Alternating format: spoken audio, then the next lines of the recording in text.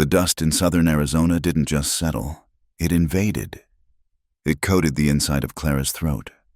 Grit lived in the creases of her palms, and the pale brown powder clung to the hem of her gray calico dress like a shroud. It was the color of her life. She worked at the Two Buckle Inn, a name far grander than the reality. The inn was a sagging adobe way station, a place for men to get whiskey before their bed, or a bed before their whiskey, and for the stagecoach to swap out tired horses for animals only slightly less tired. The sun was a hammer, and the wind was its partner, blowing hot and mean until evening. When it just blew cold and mean, Clara served. She poured rye that smelled of varnish, changed linens that smelled of sweat and regret, and carried buckets of water upstairs that groaned under her weight. She was 24 years old, but the heat and the judgment had carved lines around her mouth that belonged to a woman of 40. The ache in her hip, a dull throb that worsened with the damp, was a constant reminder. But it was the other ache, the one that lived behind her ribs, that truly wore her down. The travelers were the worst. They came through with eyes that measured her, summing her up in a single, greasy glance. They saw a woman alone, working in a place like this, and their minds filled in the rest. The locals were no better. In town, which was little more than a dusty street with a mercantile and a smithy, the whispers followed her. She heard them when she bought flour. Ruined. The preacher's wife had hissed to the smiths, loud enough to carry, broken goods. Some said she'd been a whore in Tucson and run out. Others, their voices laced with a different kind of vinegar, said she had trusted a man she shouldn't have, that she'd asked for it with a smile or a stray glance. No one knew the truth. No one had ever asked. They didn't need to. The judgment was enough. So Clara kept to herself. She had learned the hard way that touch was a prelude to taking a hand on the arm, a brush against the waist. It was always a question, and the answer was always assumed. She moved with a wariness that had become part of her bones. When men spoke, she kept her eyes on the floor, on the glass she was wiping, on the door latch, anywhere but their faces. Kindness was the most dangerous currency of all. Kindness was a hook, baited and sharp, designed to sink in before it ripped something vital out. She had seen it, lived it. A kind word was just a down payment on a cruel demand. Her only peace was found on the edges of the settlement, in the late afternoon, when the sun's power finally broke and bled red into the western mountains. She would walk. She'd follow the dry arroyo, her footsteps silent in the deep sand, her bad hip setting a slow, uneven rhythm. She'd walk until the sounds of the inn, the shouting, the tinny piano, the slam of the door, were eaten by the vast, empty quiet of the desert. The wind whipped her hair loose from its bun, and the scorching air felt clean. Out here, the Ocotillo and the saguaro made no judgments. They simply endured. She understood that.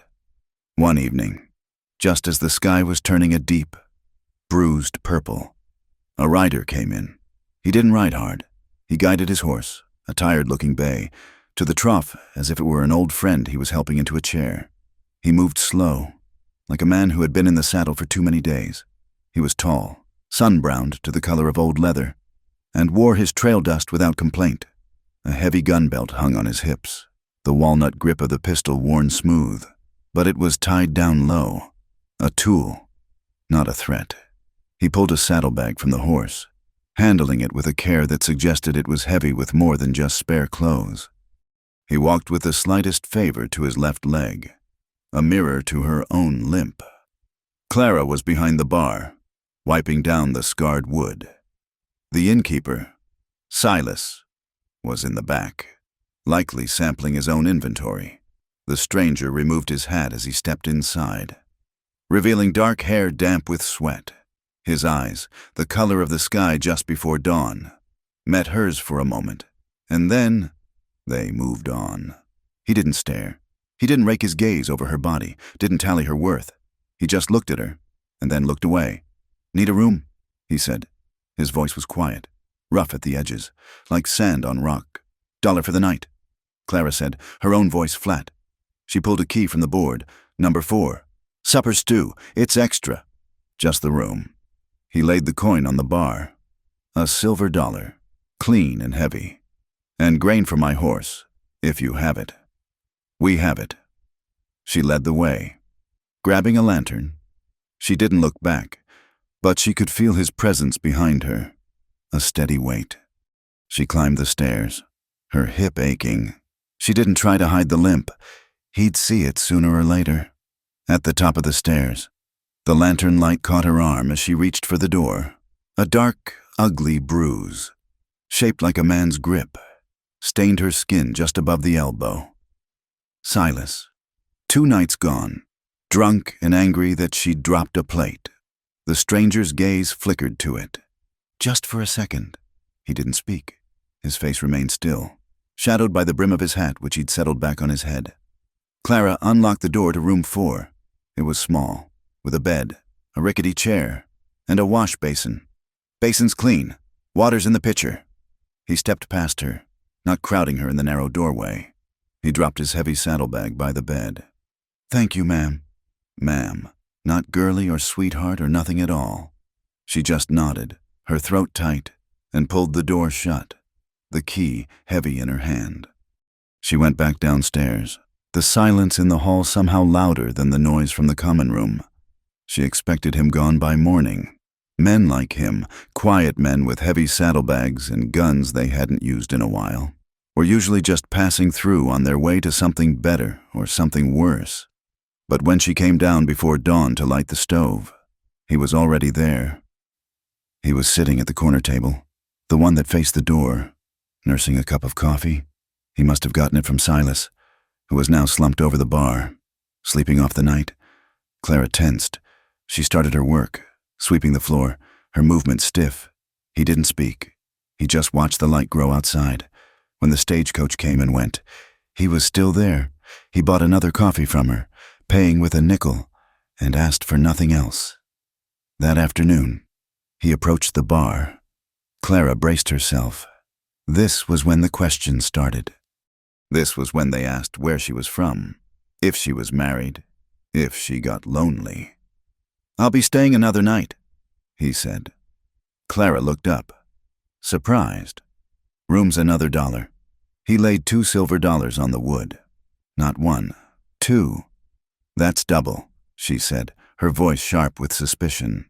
"I know," he said. He looked tired. "I'm weary. My horse is weary. Another day won't hurt." He didn't ask questions. He didn't smile. He didn't try to bargain or charm. He just paid, took a step back, and returned to his table. Clara stared at the 2 coins. Double. For nothing? Her stomach twisted. This was a new kind of danger, one she didn't recognize. She swept the coins into the till, her hand trembling slightly. The second night brought the usual crowd. Prospectors hoping to wash the dust from their throats, a few freighters, and a local ranch hand named Jed.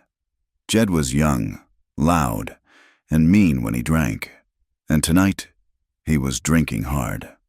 Clara moved between the tables, her head down, carrying a tray of whiskey glasses. The stranger, Luke, she'd heard Silas call him that when he roused himself to pour the man's coffee, was at his usual table, eating a bowl of the stew she'd made. He ate slowly, deliberately, as if he were just getting the job done. Jed was watching her. She could feel his eyes on her back, hot and insistent. She tried to ignore it, delivering the drinks to the freighters. As she turned, Jed's chair scraped back. He blocked her path. "Well now, Clara," he slurred, a wet grin splitting his face. "You ain't even said hello to me." "Jed," she said, her voice low. "Let me pass. I've got work." "Work," he sneered. "I know what kind of work you're good for." He laughed, and his friends laughed with him. Clara tried to step around him. He grabbed her arm, not the bruised one, the other. His fingers dug in, hot and strong. "Just one dance," he said, yanking her toward him. Clara froze. It was not a choice. It was a lock turning in her mind. The noise of the tavern faded. The smell of whiskey and unwashed bodies filled her head. She was back in another room, in another town, with another man's hand on her arm. The tray in her hand tilted, glasses sliding. She couldn't move, couldn't breathe. couldn't scream. She was stone. Jed's face soured. "What's the matter with you? Too good for me?" He gave her a shake. A chair scraped, not loudly, but it cut through the haze in Clara's mind. Luke was standing. He hadn't drawn his gun. He hadn't raised his voice. He just stood there, a quiet mountain between her and the bar. "Let her go, friend," he said. His voice was still quiet, but it had an iron edge she hadn't heard before. Jed, drunk and full of pride, bristled. "This ain't none of your affair. Mister, me and the girl are just talking." He yanked Clara again, harder. Clara let out a small, choked sound. Luke took one slow step forward. He reached into his vest pocket, not for his gun, but for a small leather pouch. He loosened the drawstring and shook something into his palm. Gold, not dust, a small coin, gleaming in the lamplight. He tossed it onto the table in front of Jed. It landed with a soft, heavy clink. "That's a $5 piece," Luke said, his voice level. "It says you're done talking. It says you're going to buy your friends around, and then you're going to sit back down and leave her be." Jed stared at the coin. $5 was a week's pay. His drunk eyes tried to focus on it, then on Luke, then back. Greed fought with pride. "And if I don't?" Jed blustered, but his grip on Clara's arm had loosened. Luke didn't move. He just watched. He didn't look angry. He looked tired. Infinitely tired. "Then I'll have to ask you again, and you'll have lost $5. The room was dead silent. Even Silas had stopped pretending to wipe the bar. Jed looked at the coin. He looked at Luke's hand, which was resting lightly on his belt, nowhere near his gun, but perfectly balanced. Jed was drunk, not stupid. He snatched the coin. "Fine," he spat. He shoved Clara away from him. She stumbled, and a glass fell from her tray, shattering on the floor. Jed stalked to the bar, slapping the coin down. "Whiskey!" The noise rushed back in. Men started talking, louder than before. Clara stood there, shaking, her arm burning where Jed had held her. She was staring at the broken glass. Luke bent down, his knees cracking. He began picking up the larger pieces. "You all right, ma'am?" She couldn't answer. She was still frozen, still trapped in the memory. He looked up at her, his face shadowed. He stopped picking up the glass and just rose to his feet. "Go on," he said, his voice gentle now. "I'll handle this." She fled. She dropped the tray on the bar and ran, up the stairs, past room 4, to her own small room at the end of the hall. She slammed the door and leaned against it, her heart hammering so hard it hurt her ribs. She slid to the floor, pulling her knees to her chest, and finally, she breathed. She didn't cry.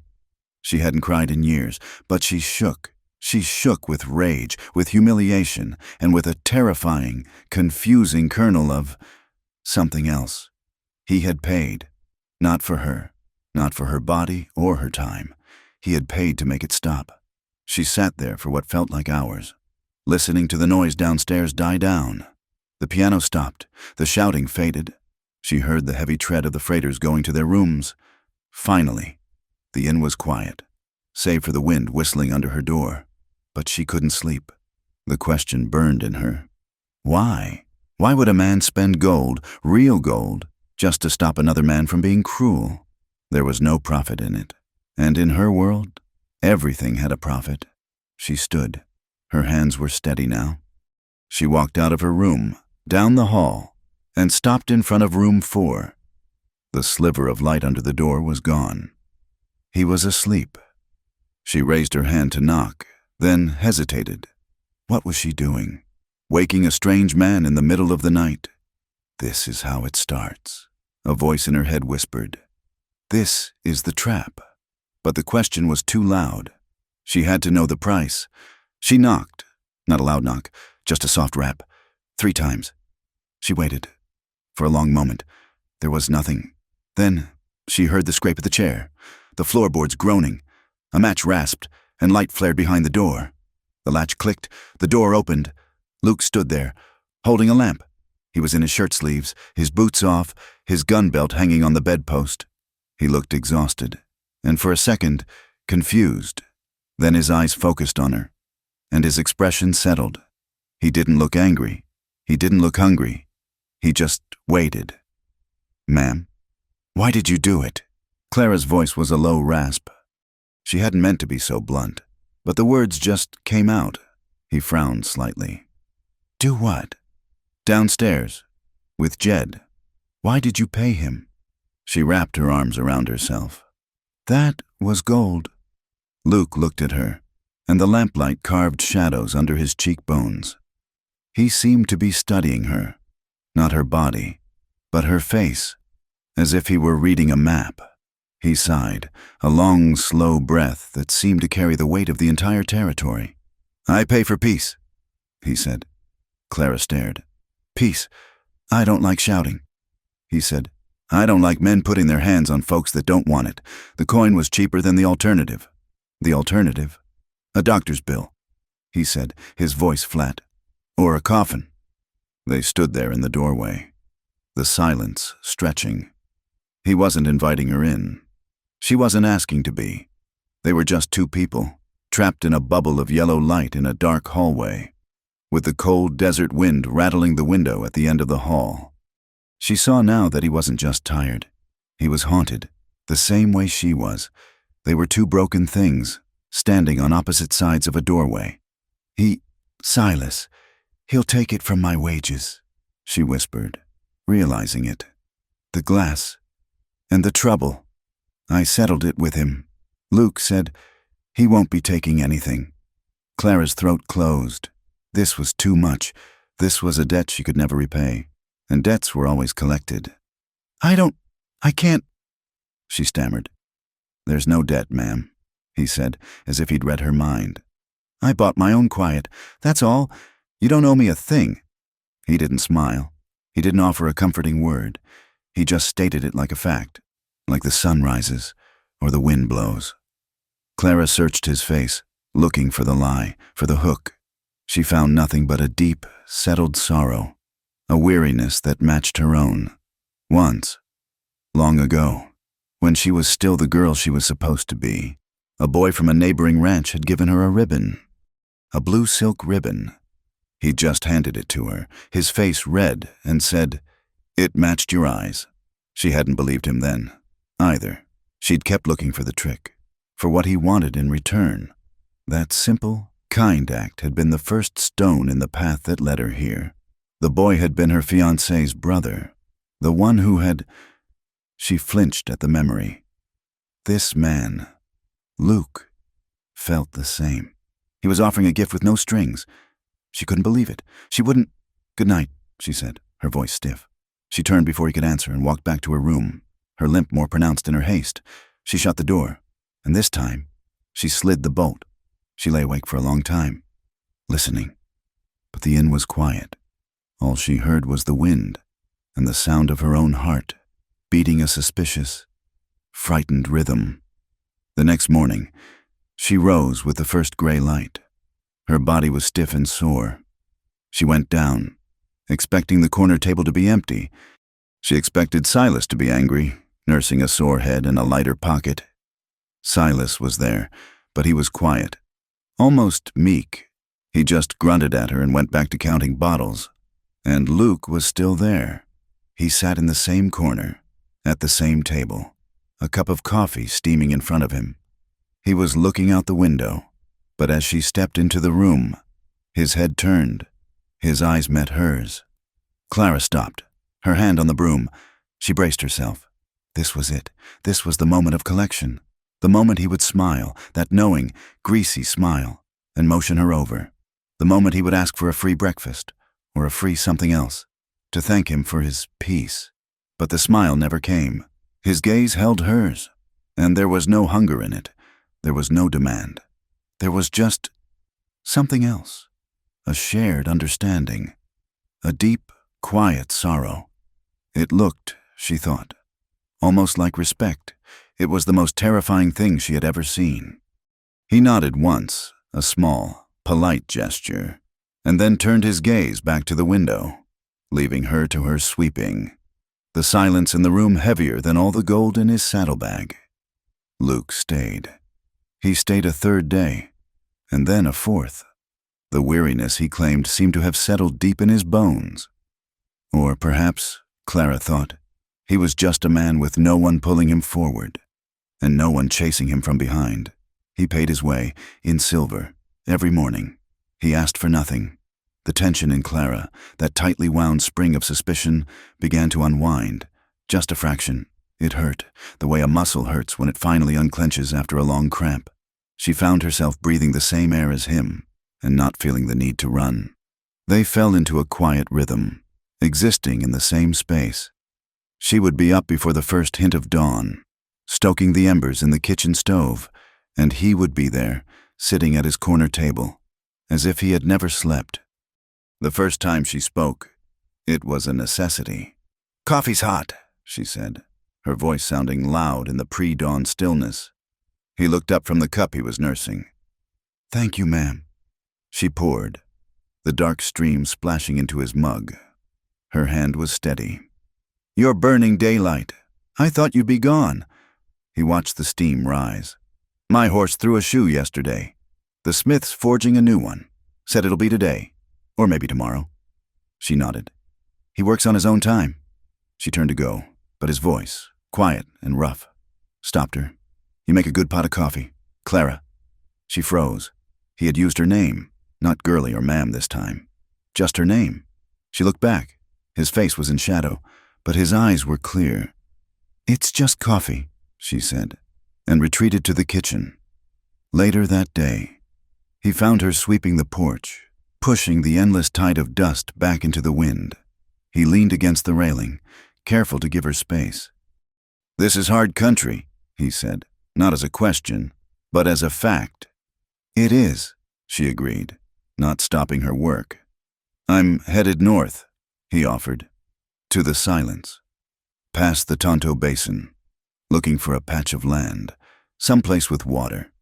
Aim to buy it. She stopped sweeping. She leaned on the broom, looking out at the baked brown landscape. A ranch, a home. The idea was so foreign, so impossible. It was like hearing a man plan a trip to the moon. "That's a powerful lot of work, for one man." "It is," he said. "But I'm tired of working for other men's brands, tired of riding." He paused and added, almost to himself, "Tired of towns." He left it there. He didn't ask what she was tired of. He didn't ask her anything. He just pushed off the railing and went to check on his horse, leaving her alone with the dust and the broom and a strange, unfamiliar ache. On the fifth day, the sky changed. The hard, white-blue lid that pressed down on the territory turned a sickly yellow-gray. The wind died. The air became thick, heavy, and hot. You could feel the pressure in your ears. "Storm's coming," Silas grumbled, rubbing his temples. A real gully washer, bad for business. He was wrong. The storm was good for business. It hit just after noon, not with a gentle sprinkle, but with a sudden, violent crash. Thunder cracked so loud it rattled the glasses on the shelves. The sky ripped open, and rain came down not in drops, but in solid gray sheets. The dusty street turned to a river of mud in minutes. The dry arroyo she walked was now a raging brown torrent, carrying whole trees with it.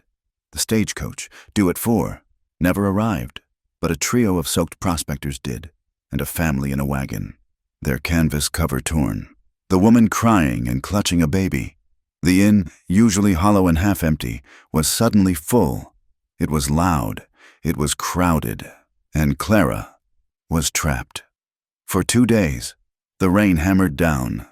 The world shrank to the 4 damp, smelly walls of the inn. The air grew thick with the smell of wet wool, stale whiskey, and too many bodies. The travelers were restless, loud, and nervous. The baby cried. The men gambled and drank. Silas was in his element, pouring and taking coin. Clara felt like she was suffocating. She couldn't walk. She couldn't escape to the quiet of the desert. She was surrounded by the sounds, the smells, the looks of men. Jed wasn't there, but men just like him were. Their eyes followed her as she carried linens, As she served stew, she felt their appraising glances, heard their low muttered comments. She grew anxious, her skin crawling. She snapped at Silas. She dropped a stack of plates, the crash silencing the room for a beat before the noise swelled again. Luke watched her. He sat at his table, pushed further into the corner by the crowd, drinking his coffee, saying nothing. His presence was a small, quiet anchor in the chaos, but it wasn't enough. She felt the walls pressing in. She had to get out. On the second night, the storm broke. The violent hammering eased into a cold, steady downpour. The noise in the common room was at its peak. Clara, her hands shaking, her breath coming short, couldn't take another minute. She threw her apron on the bar and pushed through the back door, out into the night. The cold hit her like a slap. The rain soaked her thin dress in seconds, plastering her hair to her skull. She didn't care.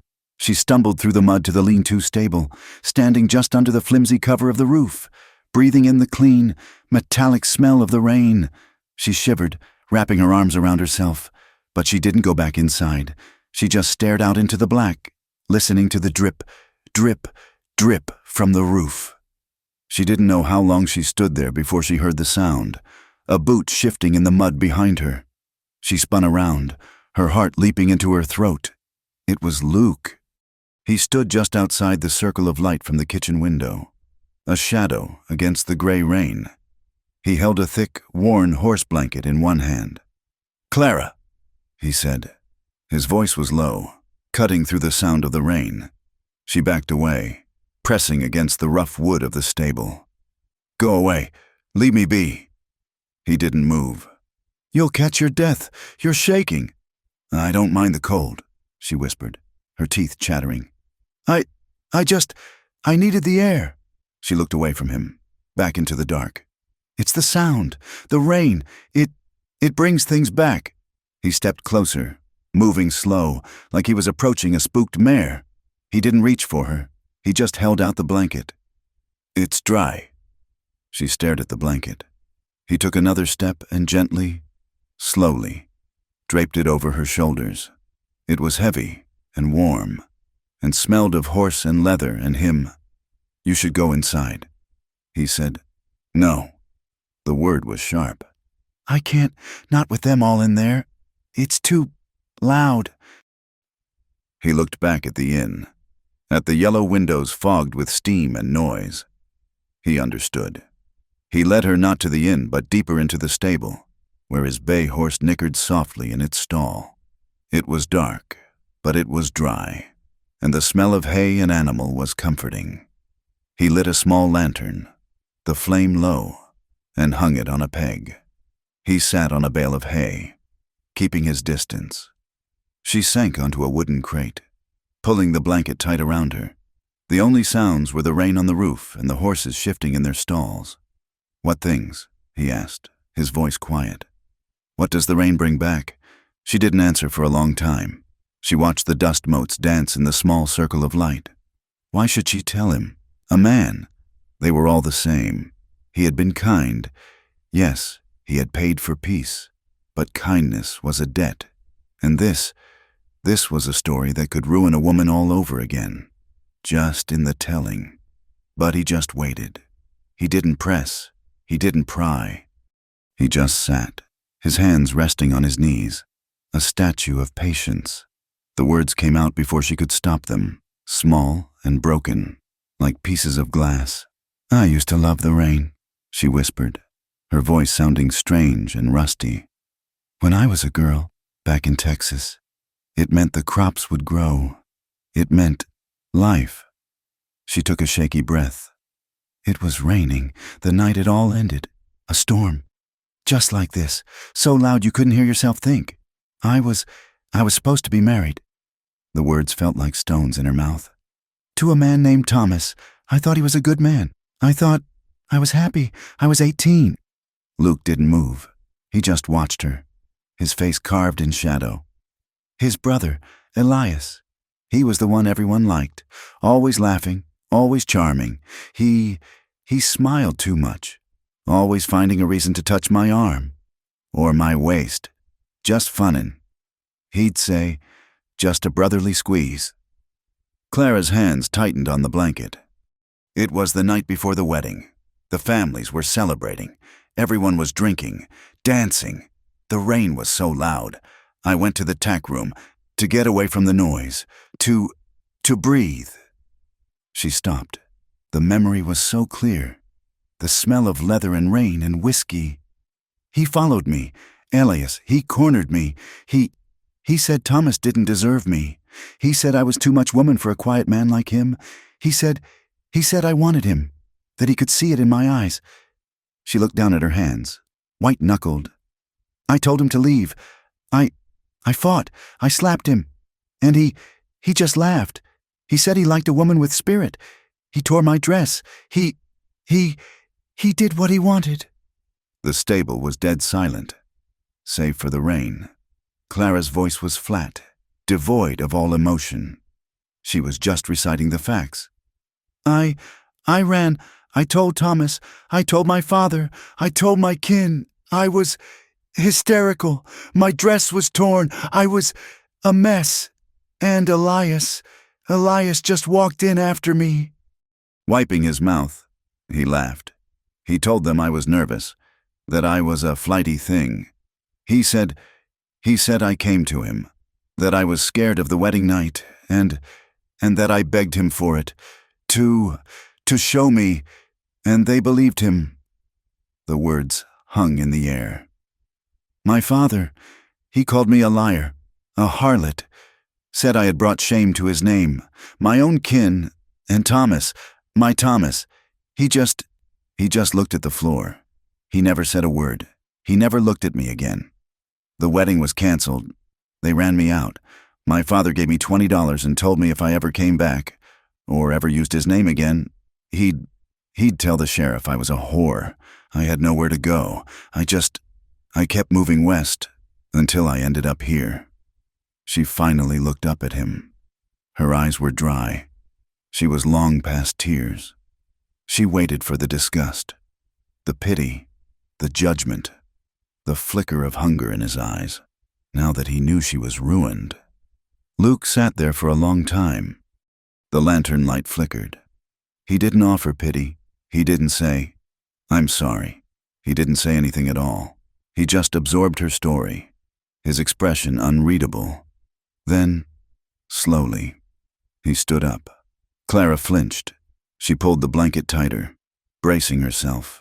He was going to leave, or worse. He walked over to her. He didn't stop until he was standing right in front of her. She squeezed her eyes shut, her whole body tensing for the blow, or the grab, or the cruel word. A hand, large and warm, settled on her shoulder. It didn't grab. It didn't squeeze. It just rested there. A heavy, solid, steady weight. It wasn't a demand. It wasn't a prelude. It was just a hand. She opened her eyes. He was looking down at her, and his face was full of that same deep, aching sorrow she had seen before. It was a mirror of her own. He understood, not what had happened, but what it had done to her. And for the first time in 6 years, Clara did not flinch from a man's touch. She didn't pull away. She didn't freeze. She just sat there, and a small, tight knot deep inside her, a knot she had carried for so long she thought it was part of her spine, loosened, just a little. The storm broke by morning. The world outside was washed clean, scoured by the rain. The travelers left, their wagons sucking at the mud, their voices loud and relieved. By noon, the inn was empty again. Empty, except for Clara, and except for Luke. The silence that settled over the inn was different. It was no longer the empty, wary silence of two strangers. It was a quiet that was full of unsaid things. The air between them was charged. When she served him his meal that evening, her hand brushed his as she set down the plate. A jolt, sharp and sudden, shot up her arm. It wasn't fear, it was something else. A spark. She pulled her hand back as if she'd touched the hot stove. He noticed. He pulled his own hand back. Slowly, he didn't smile. He didn't press the advantage. He just nodded his thanks and picked up his fork. His gentleness was becoming a new kind of torture. She started to crave it. She found herself watching him when he wasn't looking, watching his hands. They were large, calloused, scarred across the knuckles. They were the hands of a man who knew violence, but they had been so gentle on her shoulder. That night, they were alone in the common room. The fire was dying, casting long shadows. She was mending a sheet, her stitches small and angry. He was at his table, oiling his saddle leather, the rhythmic scrape of the cloth a counterpoint to her needle. "Why don't you look at me like they do?" she asked, the words bursting out of her, sharp and sudden. He stopped his work. "Like who?" "All of them." She gestured to the empty room. "Jed, Silas, the men who pass through like I'm spoiled meat, something to be used and thrown away." Luke set the cloth down. He thought for a moment. "I reckon I'm just looking at a woman who's had a hard road," he said, his voice level. "I'm not looking to make it any harder." The simple decency of it cracked something open in her. The anger, the shame, the bitterness she had held down for so long. It all came rising up. "They took everything," she whispered, her voice shaking. "They took my home, my name, my future, and then they blamed me for it, as if I was the thief and not the one who was robbed." She dropped the sheet and stood, pacing to the window, staring at her own faint reflection. "It's the wanting. That's the worst part. To feel anything, to want anything again." Her voice broke. "It feels like a betrayal. It feels dangerous. Like I'm just a fool, asking for it all to happen again." He was quiet for a long time. Then his voice came, rough and low. "It ain't the same, but I know about ghosts." She turned, her anger fading into curiosity. He never spoke of himself. "This gun," he said, nodding to the heavy belt hanging on the back of his chair. "I told you I hadn't used it in a year. The last time I did—" He paused, his jaw working. "It was in a town in New Mexico. There was a woman, her husband. He was a man like Silas, but he owned the whole town. And he was mean, drunk mean and sober mean. He was beating her. In the street, in the middle of the day. No one moved. No one said a word. I told him to stop. He didn't like that. He went for his gun." Luke looked down at his own hands. "I was faster. You saved her." Clara breathed. "I killed him," Luke said, his voice flat, dead. "The town. They called me a hero. But the woman he'd been beating. She looked at me. She looked at me the same way she'd looked at him, with pure terror. I just swapped one monster for another. In her eyes. I never saw her again. But her face, that's the ghost that follows me. That's why I'm buying land. I'm done with guns. I'm done. Trying to save folks who just end up being scared of me. Two." They stared at each other across the quiet room. Two people laid bare by their own histories. A few nights later, the air was cold. The fire was the only warmth.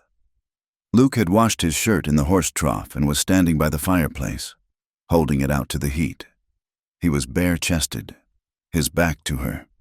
The firelight played on the hard muscles of his back and shoulders, illuminating a map of old scars, one long and pale, another a pucker near his ribs. Clara sat at a table, mending, but her hands were still. She watched him. She saw the raw strength in him, but she also saw the weariness in his posture, the way he favored his left leg. The air in the room was thick, humming with a restrained heat that had nothing to do with the fire. The next night, it was her.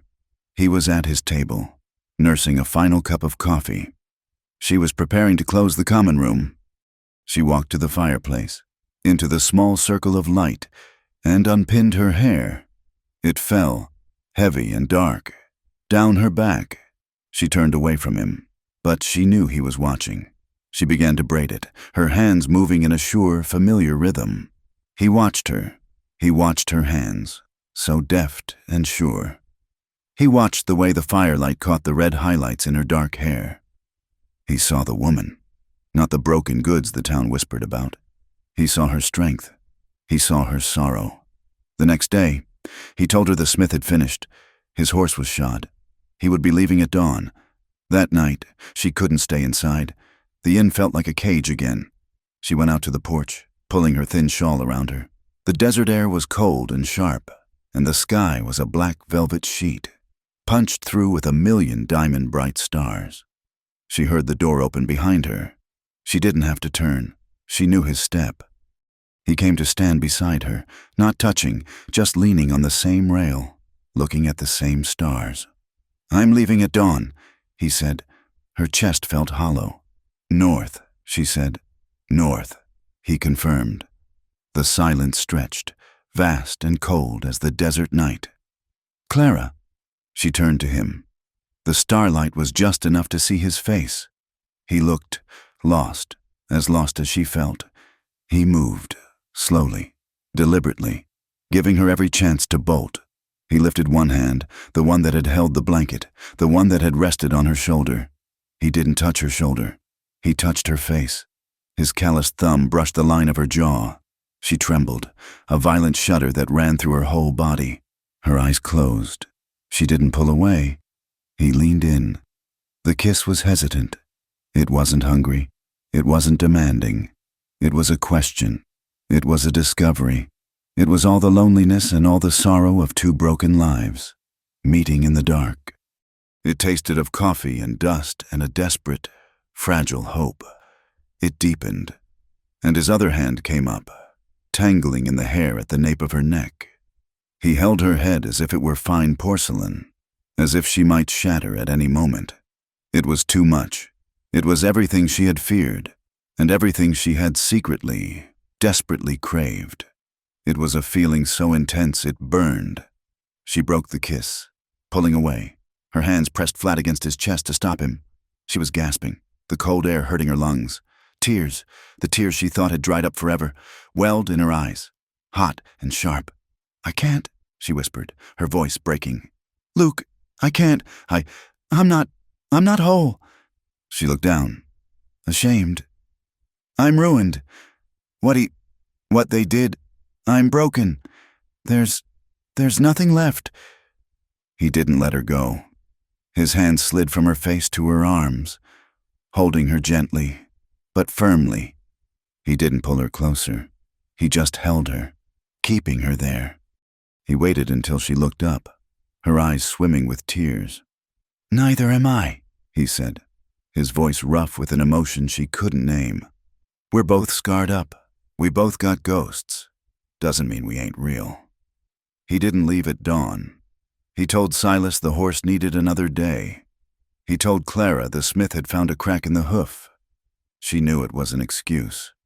He was a terrible liar. His words slow and his eyes averted, and the honesty of his poor lie made her stomach flutter. A strange and fragile peace settled between them. The kiss on the porch had changed the air. It was no longer a question of if, but how. How did two people, so thoroughly broken by the world, even begin to stand near one another? Luke, it turned out, was a man of plans. He had maps, folded and worn at the creases, and a stack of letters from land agents in Prescott and Flagstaff. He would sit at his corner table for hours, studying them, his brow furrowed in concentration. One afternoon, she saw him struggling with a pen and a bottle of ink, his large, calloused hand cramping around the delicate nib. He was trying to write a letter, and his frustration was a visible thing. "You're going to break it," Clara said, walking over.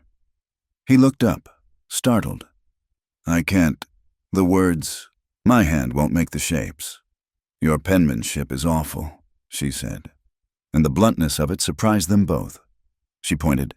"You're holding it like you're strangling a chicken." He had the grace to look sheepish. He set the pen down, a smudge of black ink on his thumb. "I'm better with a rope. Give it here." She pulled a chair over, a bold move that made her own heart beat faster. She sat, not beside him, but across from him, a respectable distance.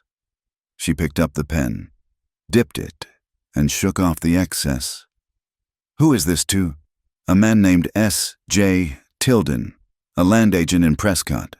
I need to ask him about water rights on a parcel north of the Verde." He dictated, She wrote. Her hand, so used to the heavy work of the inn, moved with a surprising, forgotten elegance. The letters flowed, smooth and dark. Luke watched, his voice growing steadier as he spoke of grazing allotments, artesian wells, and soil quality. He was no fool. He knew what made land worth having. When the letter was done, he didn't pull it away. He sat back, looking at her, a small, new respect in his eyes. "You write a fine hand, Clara. I used to," she said, suddenly shy. "My mother taught me." He unrolled one of the maps. It showed a wide territory near the Mogollon Rim, a place of high desert and pine trees, so different from the baked earth outside the window. He pointed, his finger scarred and blunt, to a small square. "This is the one. It says there's a spring, a year-round spring, and timber." He looked up, his gaze locking with hers. "What do you think of a place with trees? Do you think a person could make a go of it there?" Clara stared. He was asking her, not telling her, not showing off. He was asking for her opinion, as if it mattered, as if she mattered. She looked at the map, at the small, hopeful square. Trees are good," she said, her voice soft. "You need the shade in the summer, and for the stove in winter, a spring. A spring is life, but it looks remote. It would be hard." "It would be," he agreed, his eyes still on her. "But it would be quiet." A small, rusty feeling pulled at the corners of her mouth. She fought it, but it came anyway. A smile. It was the first one in so long. It felt like a muscle she hadn't used in years. It was small, and it was fragile, but it was real. Luke saw it. His own face softened, and a slow, quiet smile answered hers. He didn't comment on it. He didn't ruin it. He just accepted it. And in that moment, the heavy, suffocating weight of the inn seemed to lift, just a little. The thaw, however, did not go unnoticed. The Two-Buckle Inn was a small, mean world, and any change was instantly marked. Silas, the innkeeper, saw it all. He saw them sitting at the same table. He saw the way Luke watched her. He saw, to his immense displeasure, the smile. He cornered her in the kitchen, just after Luke had gone to the stable. Silas smelled of stale whiskey and onions, a combination that always made Clara's stomach turn. "You're getting mighty friendly with that fella," he said, his voice a low, greasy drawl. He leaned against the flour sacks, blocking her way out. Clara stiffened, her hand tightening on the wooden spoon she was holding. "He's a customer. Silas, he's paying his way. He's a customer who ain't leaving." Silas sneered. "And you're acting like a calf with its first spring grass. Don't get foolish, girl." He pushed himself off the sacks and took a step closer. Clara took a step back, her hip bumping the hot stove. "I know what you are," he hissed, his eyes small and mean. "Don't you go forgetting it. Men like him, men with gold and guns, they don't stay. They'll take what a woman like you offers for free. They'll say some sweet words, and then they'll ride on. They don't marry used women. Clara, they just use them." The words hit her like a spray of icy water. Used women. It was the same language her father had used. It was the whisper of the town. It was the truth of her world. "He's not like that," she whispered, but the words had no strength. "Ain't he?" Silas laughed, a wet, ugly sound. "He's a man, ain't he? Don't you come crying to me when he's gone, and you've given him everything for nothing. He's just buying his peace, and you're just part of the quiet."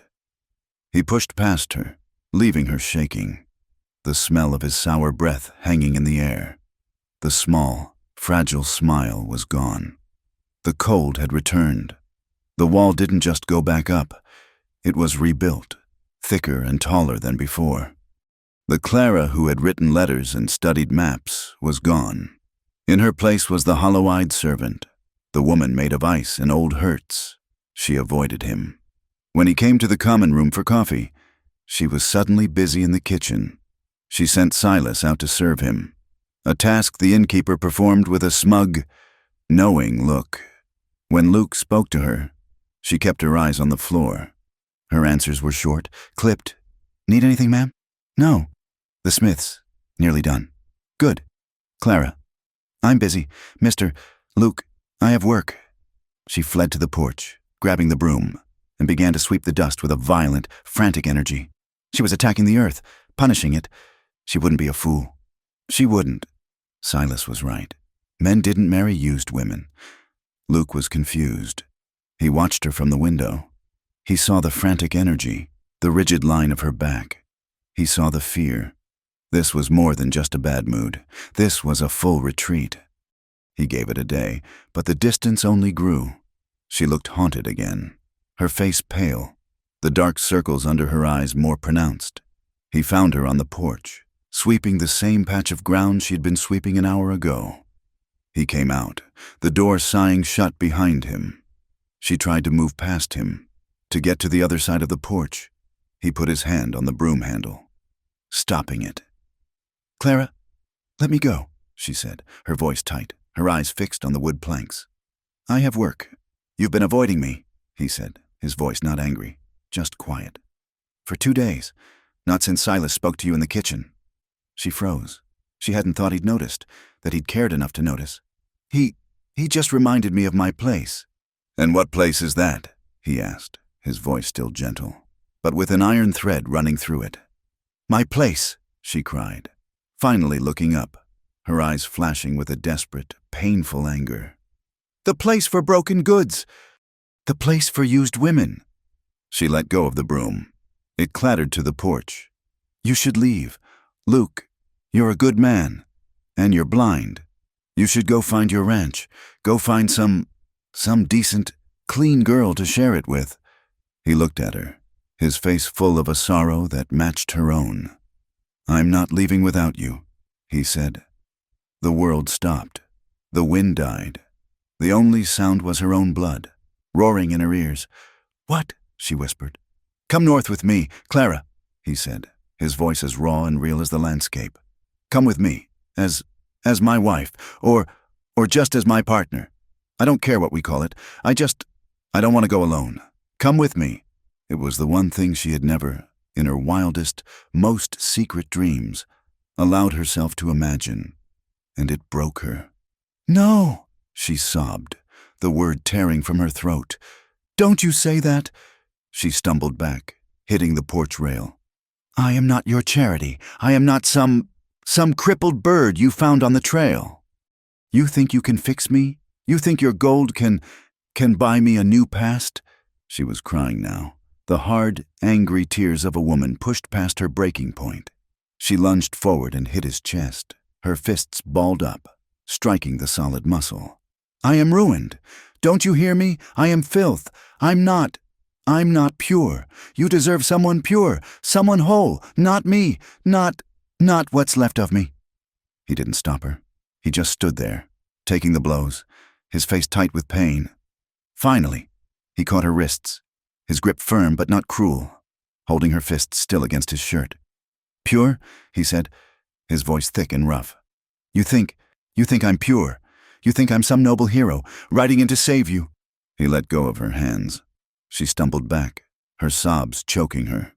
He turned away from her, gripping the porch rail so hard his knuckles turned white. He stared out at the brown, unforgiving land. I told you I shot a man, he said, his voice flat. The one who was beating his wife. I didn't tell you about my brother. Clara stopped crying, her breath catching. His name was Jesse. He was younger than me, all fire and vinegar, hot-headed but a good heart. We were in a saloon, in Texas, a card game. Jesse was winning, and the other man, a man named Taggart. He was a sore loser. He accused Jesse of cheating. Luke's voice dropped. I saw it coming.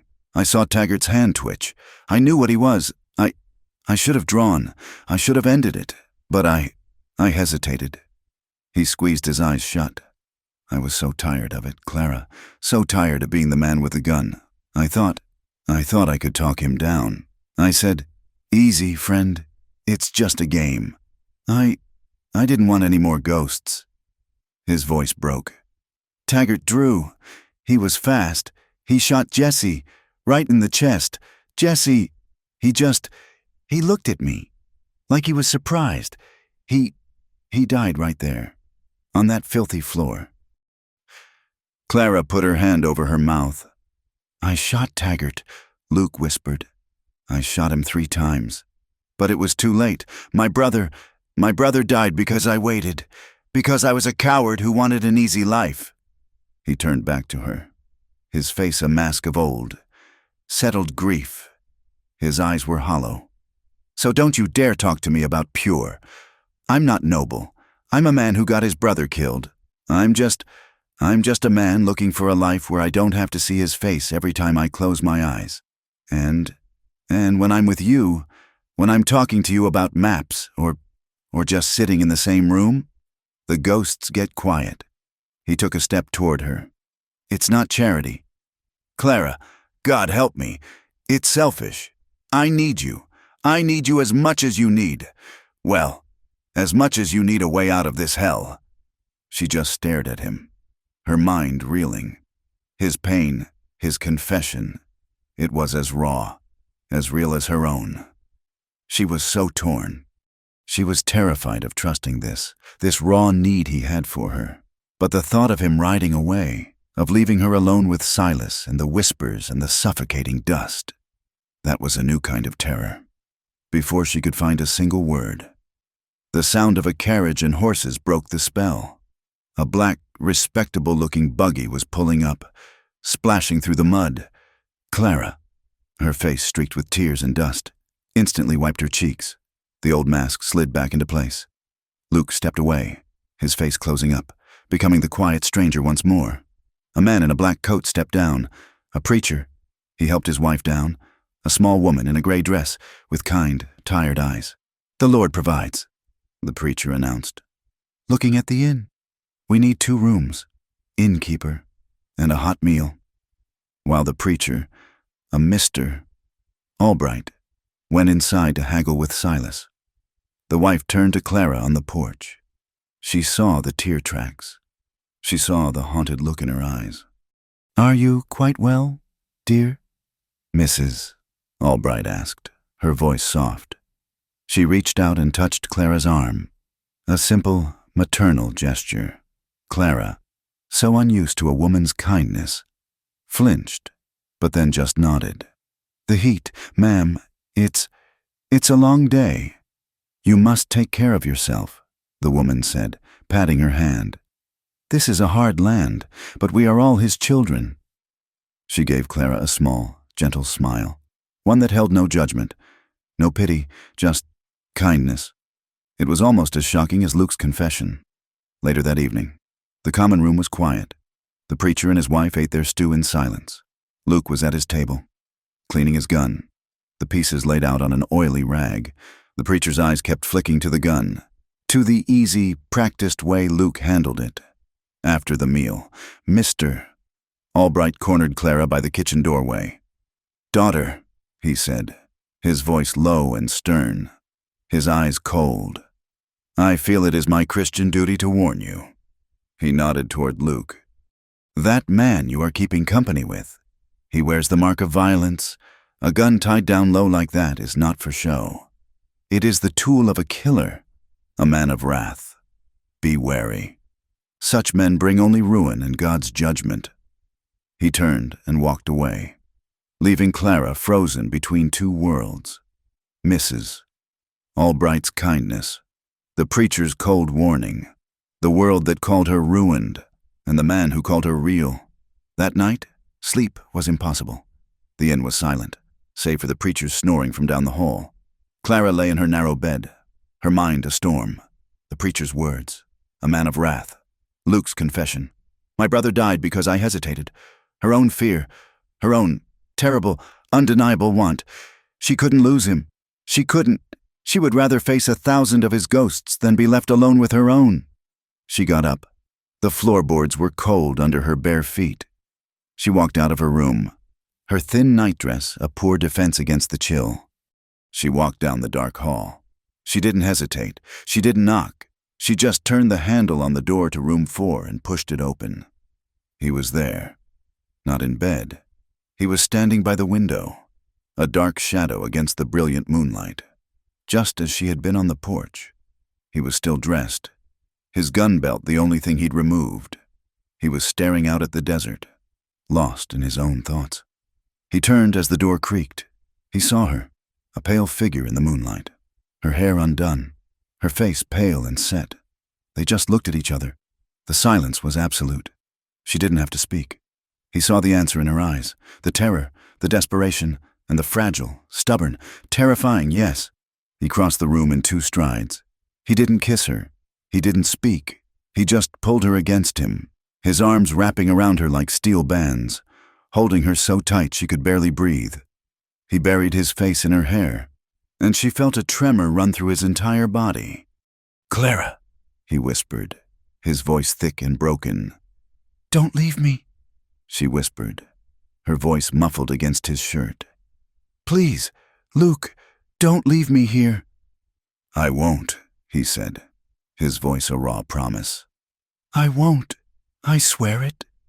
He lifted her then, as if she weighed nothing, and carried her to the bed. It was not the rush of hunger she had always feared. It was not the violence of her memory. It was a homecoming. It was slow. It was tender. It was almost reverent. With hands that trembled slightly, he untied the ribbon of her nightdress. He kissed her. He kissed the old bruise on her arm, the one Silas had given her. He kissed the scars on her hands from the lye soap and the hot pans. He kissed her like he was healing her, and when he touched her, his calloused hands were not taking. They were asking. He watched her face in the moonlight, his eyes locked on hers, reading her, making sure she was with him, that this was her choice. For Clara, it was a revelation. This was not the brutal, selfish act that had defined her. This was a connection. It was slow and deep and intense. He touched her like she was precious. He touched her like she was whole. When he finally joined with her, a small cry escaped her, a sound that was half sob, half release. And for the first time in her life, she felt seen. Not a broken thing, not a ruined woman, not a charity case, just Clara. Afterward, as she lay beside him, the tears came, not the hot, angry sobs of the porch. These were quiet, cleansing tears, a great, silent weeping for the 6 years she had lost, and for the one night she had found. It was not from pain. It was from a release so profound, she hadn't known it was possible. He didn't ask her why she was crying. He didn't tell her to stop. He just held her. He pulled the rough blanket up, tucking it around her shoulders, and drew her against his chest. He held her all night, his hand stroking her hair, his other arm a solid, warm bar across her waist. She slept, for the first time in 6 years, without a single nightmare. She woke to the gray light of dawn, tangled in his arms and legs. For one brief, terrible second, the old panic seized her, the morning after shame, the fear of what came next. But he was already awake. He was propped up on one elbow, just watching her. His eyes were clear. The deep, abiding sorrow she always saw in them was gone. In its place was a steady, quiet warmth that was more frightening and more beautiful than the sunrise. He smiled, a small, real smile. "Morning," he whispered. She looked at him, at this man of violence and hesitation, this man of ghosts and gentleness. The fear was still there, a cold knot deep in her belly. It would, she thought, be there for a long time. But alongside it, something new had taken root, a small, fragile, and impossibly stubborn shoot of hope. "I'll go with you," she said, her voice quiet, but clear in the dawn stillness. "To the north, if the offer is still good." His smile widened, crinkling the corners of his eyes. He leaned down and kissed her forehead, a long, tender press of his lips. "The offer," he said, "is good." Leaving was a faster, plainer affair than Clara could have imagined. Her entire life fit into a single, small carpet bag, A gray dress, a worn nightgown, her mother's hairbrush, and the $20 her father had given her, still folded in the bottom. She had never spent it. It was a reminder, a weight. Luke was all business. He had bought a pack mule from the smith, a sturdy, ill-tempered creature, and a supply of jerky, flour, and coffee from the mercantile. He packed with an economy of motion that spoke of a life spent on the move. The last thing to do was settle the account. Clara stood by the door, her bag in her hand. While Luke approached the bar, Silas was there, wiping a glass, his face sour. The preacher and his wife had already left, their buggy disappearing into the clean, bright morning. "I'm settling up," Luke said. He laid $3 silver on the bar. "For my room. And the horse." Silas's eyes narrowed. That's right." He hadn't expected to be paid in full. He'd likely expected Luke to slip away, leaving him with the bill. Luke didn't move. He kept his hand on the bar. "And there's the matter of Clara." Silas's head snapped up. Clara tensed, her hand tightening on the bag handle. "What about her?" Silas asked, his voice wary. "She's leaving with me," Luke said, his voice flat. "I reckon she has wages, and I reckon you've been docking her. For broken glass, for food she ate, for things that just happened. That's between me and her." Silas bristled. "She owes me, for board, for protection." "Protection," Luke repeated, his voice dangerously soft. The word hung in the air, heavy and ugly. "Right, well, I'm buying her debt." He reached into his vest, into the small leather pouch he'd used on Jed. He untied the drawstring. Not silver this time. He shook out 2 gold coins, 2 $10 eagles, gleaming heavy and bright in the dim, dusty room. He set them on the bar, on top of the silver. "That's $20, Luke said. "That ought to cover any inconvenience she caused you. And it ought to cover her wages for the last 6 months you forgot to pay." Silas stared at the gold. His breath hissed out. It was a fortune. It was more money than he saw in half a year. His greed warred with his wounded pride. But it was no contest. His hand, shaking slightly, darted out and swept the coins from the bar. She ain't worth that," Silas stammered, trying to regain some footing. You know what she is." Luke leaned in, his voice dropping to a low, quiet growl that only Silas could hear. "I know what you are, Silas, and I know about the bruise on her arm. You take that gold, and you never, ever speak her name again. If I ever hear that you have, I'll come back, and I'll pay for peace, and my price will be higher." Silas went pale. The blood drained from his face, leaving it a pasty gray. He just nodded, his throat working. Luke turned his back on the innkeeper. He walked to Clara, who stood by the door, her face white, her body trembling. He gently took the carpetbag from her hand. "It's done," he said. He didn't look angry. He just looked settled. He opened the door, and the bright, harsh sunlight flooded in. He let her walk out first, into the new, clean air. As she stepped off the porch, she heard the whispers start inside the inn. Jed and a few other locals had been watching from a corner. The sight of the gold, the quiet threat, the woman leaving with the stranger, it was fuel for a month of gossip. He paid for her, bought her, like a horse. Clara heard it. She flinched, her shoulders hunching. Luke's hand settled, just for a moment, on the small of her back. "Keep walking, Clara, don't look back." She did. She walked past his horse, past the new mule, and didn't stop until she was standing in the middle of the muddy street, the sun warm on her face. Luke tied her bag to the mule, checked his cinch, and then, in full view of the entire town, he cupped his hands for her foot. She hesitated. I can get up." "I know," he said. He waited. She put her worn boot into his hands, and he lifted her onto the saddle as if she weighed nothing. He handed her the reins. "I'll lead the mule." He swung up onto his own horse, the bay, and without a backward glance at the two-buckle inn, he nudged the horse into a walk, leading them north. They rode for 3 days, into a high, strange country. The saguaro and ocotillo gave way to juniper and scrub oak. The air grew thinner, cooler. They spoke little, but it was not an empty silence. It was the quiet of two people moving together, a team. At night, he would build a small fire. She would make the coffee and fry the jerky with flour. They would eat, sitting on opposite sides of the flame. When it was time to sleep, he would lay out his bedroll for her. "Where will you sleep?" she'd asked the first night. "I'll take the first watch," he said, settling against a rock, his rifle across his lap. "You sleep." She knew he meant he would take all the watches.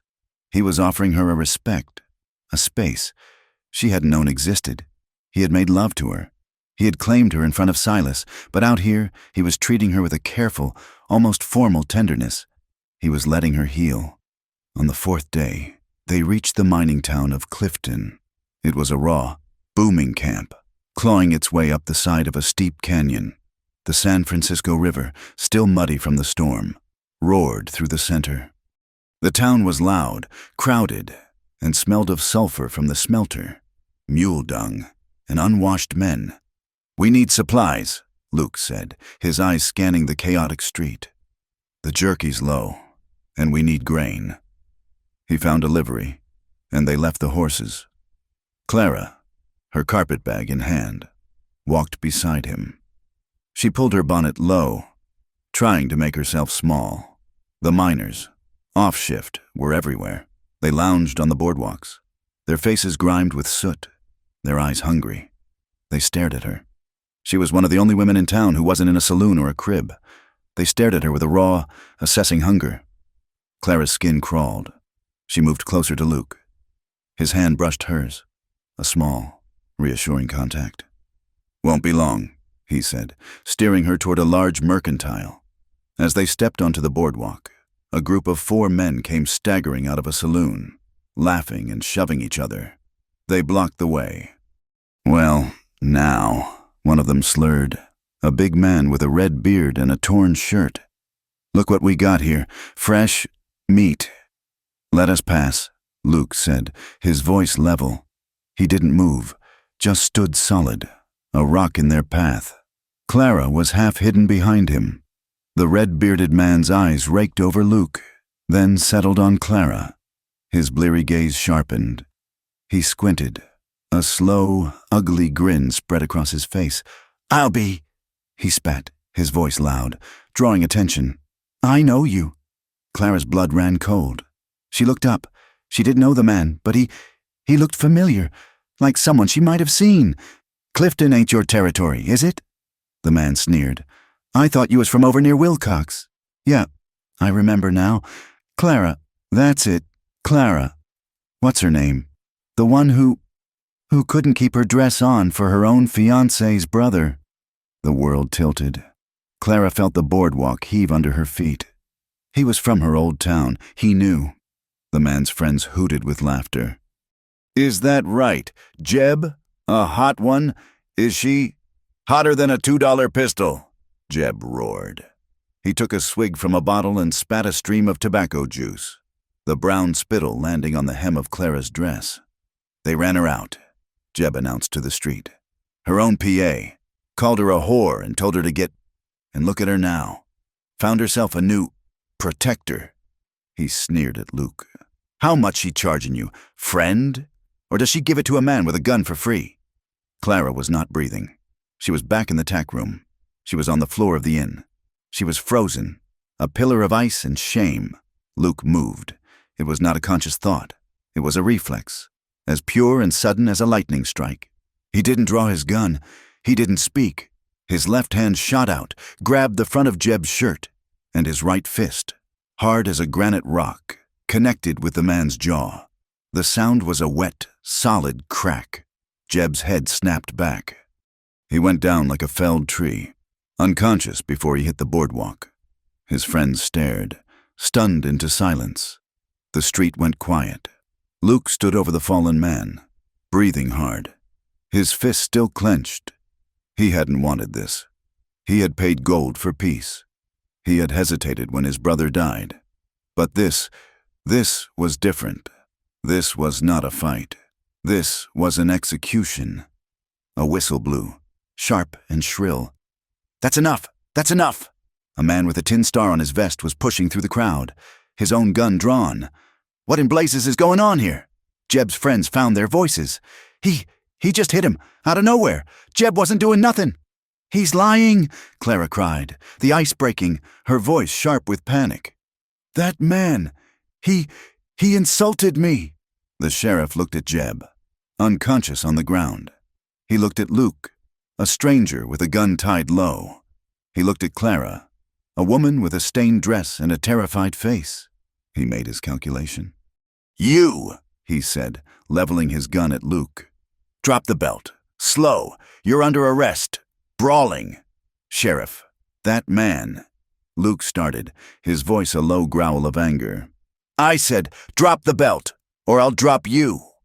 Luke looked at the sheriff.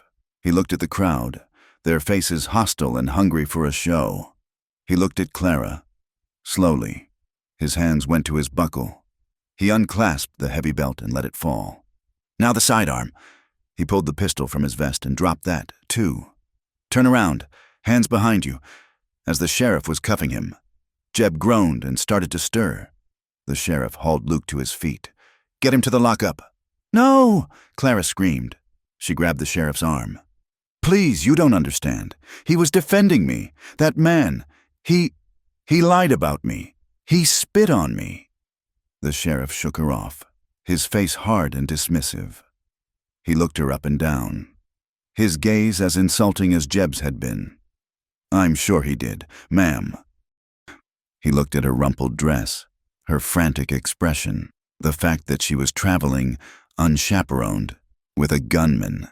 He made the same calculation Silas had. "Sheriff," he sneered, "a whore's word don't weigh much here. Now get out of my way." He shoved Luke forward. "Move!" Clara watched them drag him away, swallowed by the hostile crowd. She stood there, alone on the boardwalk, her dress stained with mud and tobacco. She felt filthy and cold, and more alone than she had ever been, even at the inn. She sank onto a crate, buried her face in her hands, and for the first time in front of strangers, she broke. But the breakdown was brief. It was a fire, not a flood. The shame was suffocating. But beneath it, a new, hard anger was forming. The same anger that had made her hit Luke. But this wasn't at him, it was at all of them. At Jeb, at the sheriff, at her father, at a world that let a man spit on her and then arrest the one person who stood up for her. She stood up. Her hands were shaking, but she fisted them at her sides. She would not leave. She would not run. She had run once. Never again. She marched to the jail. A small, grimy adobe building. The sheriff was at his desk, filling out paperwork. "I want to see him," she demanded. The sheriff looked up, annoyed. "He ain't seeing no one. He's sleeping it off. Now get out of here, girl, before I arrest you for vagrancy." "That man," she said, her voice low and trembling, but fierce. "Jeb, he's the one who should be in there. He assaulted me. He spat at you, girl. That ain't assault. That's bad manners. Now, Luke, he broke a man's jaw. That's a crime. So my word means nothing, because of what he said I was?" The sheriff sighed, exasperated. "Your word," he said slowly, as if to a child, "don't match what my eyes saw. I saw a man knocked cold. Now, go on." Clara stood her ground. "I want to see the mayor, or the judge, or whoever is in charge of this." "This town." The sheriff laughed. "The mayor? Judge Thorne? He's busy. He don't have time for the likes of you. He'll see me," Clara said. She reached into her pocket and pulled out the small, folded $20 bill, her father's shame money. She slapped it on the desk. "I'm paying for his time. That's for the fine. For his fine. Now, where is the mayor?" The sheriff stared at the money. It was a lot, more than a brawling fine. He looked at her, at the fire in her eyes. This wasn't the weeping woman from the street.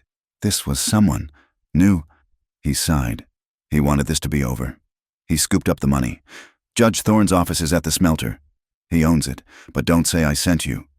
Clara ran. She ran through the town, her limp slowing her, but her anger propelling her. She found the smelter, a roaring, smoking giant, and was told the mayor was in the assay office. She burst in, past a startled clerk. Judge Thorne was a thin, hard man in a clean suit, his face pinched and gray from numbers. He looked up, furious. "What is the meaning of this?" Clara told him. The words poured out of her. Not the story of her past, just the facts. Jeb, the spit, the slur, the punch, the arrest, the sheriff's sneer. A whore's word don't weigh much here. She was trembling when she finished. Judge Thorne just stared at her, his fingers steepled. "That's what he said. Did he?"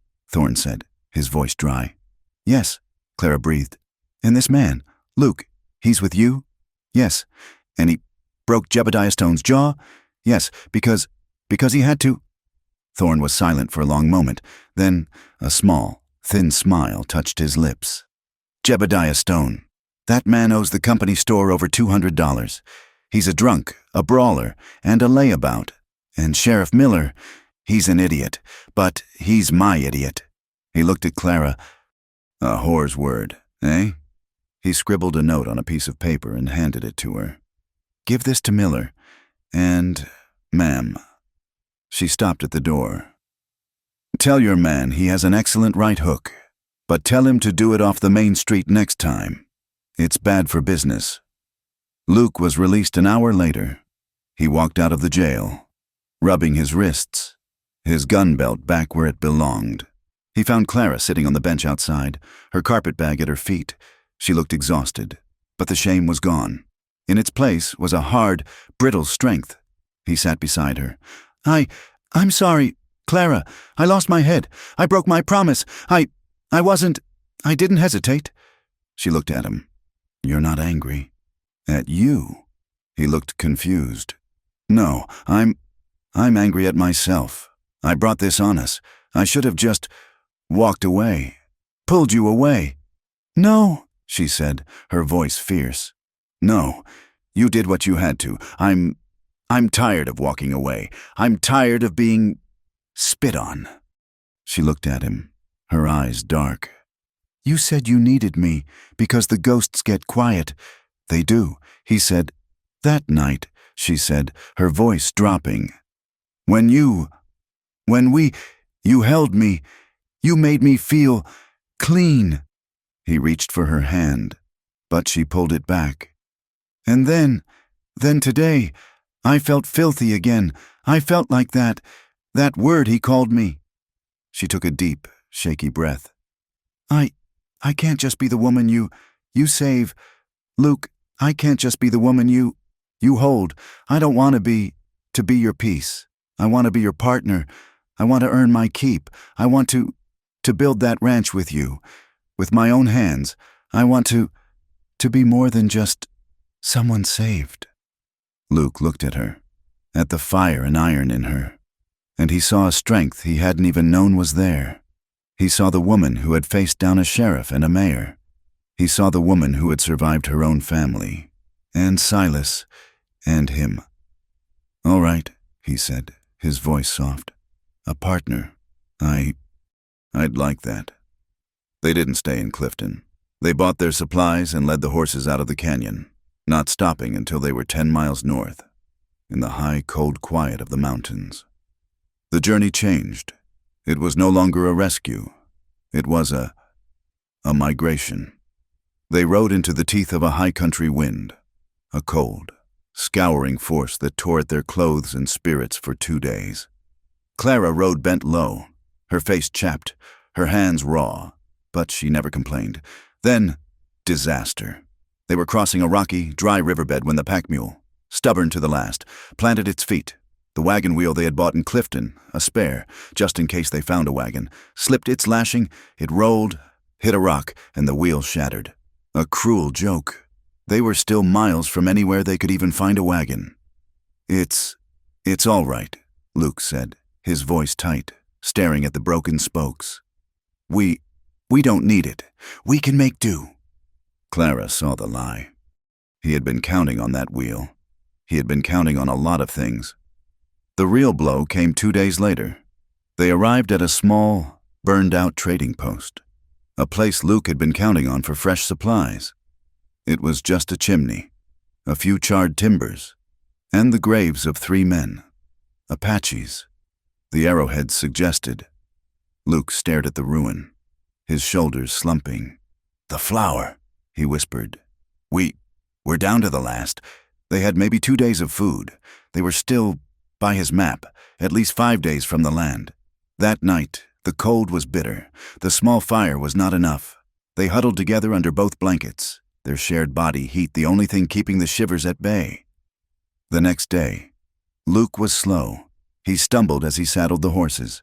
By noon, he was swaying. By evening, he was burning with fever.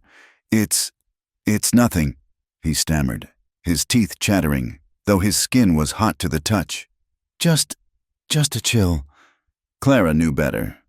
It was a fever, brought on by exhaustion, by the cold, by the bad water he'd insisted on drinking himself. Leaving the cleaner water for her, she got him off the horse. She made camp. She forced water between his cracked lips. He was delirious by nightfall, thrashing in the bedroll. His words jumbled. He spoke of Jessie. He spoke of Taggart. He spoke of the woman in New Mexico. Clara sat beside him all night, wiping his face with a damp cloth, holding him down when he thrashed. She was terrified. The wind howled, a lonely, wolf-like sound.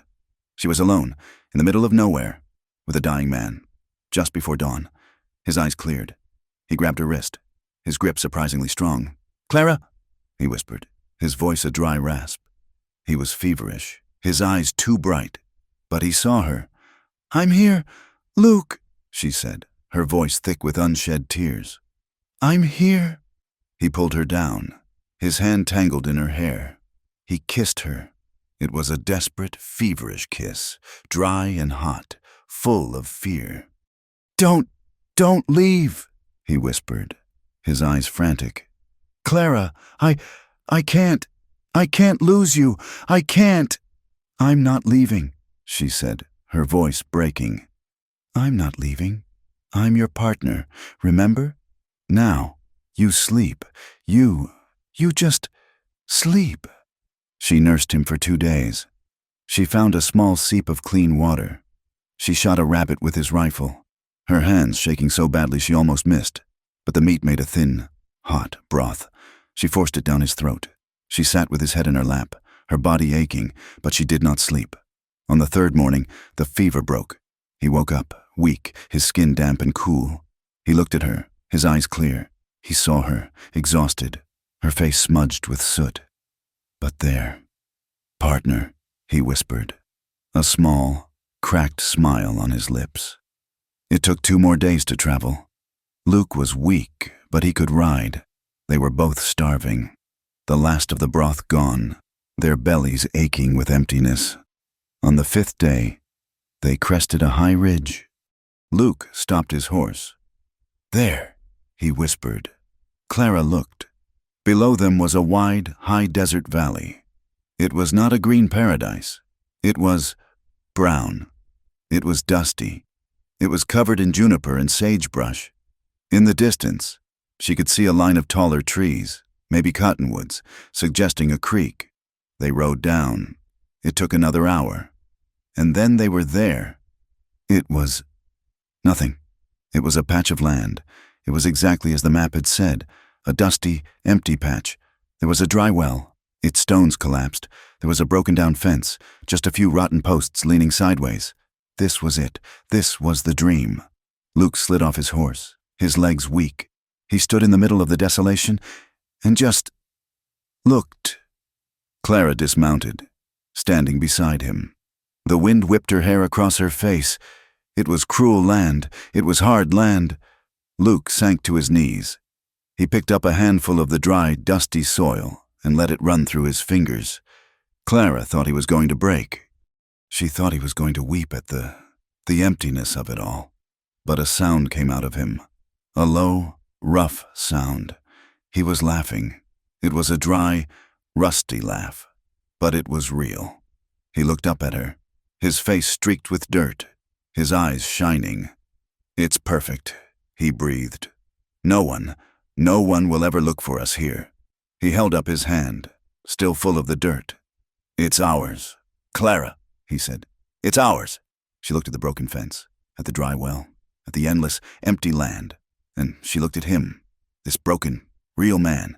She knelt beside him, in the dust, and put her hand over his. "Yes," she said, "it's ours." The work was a brutal education.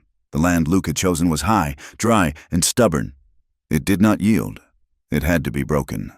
Their first task was the well. The old one was collapsed, a ring of stones choked with sand and dead brush.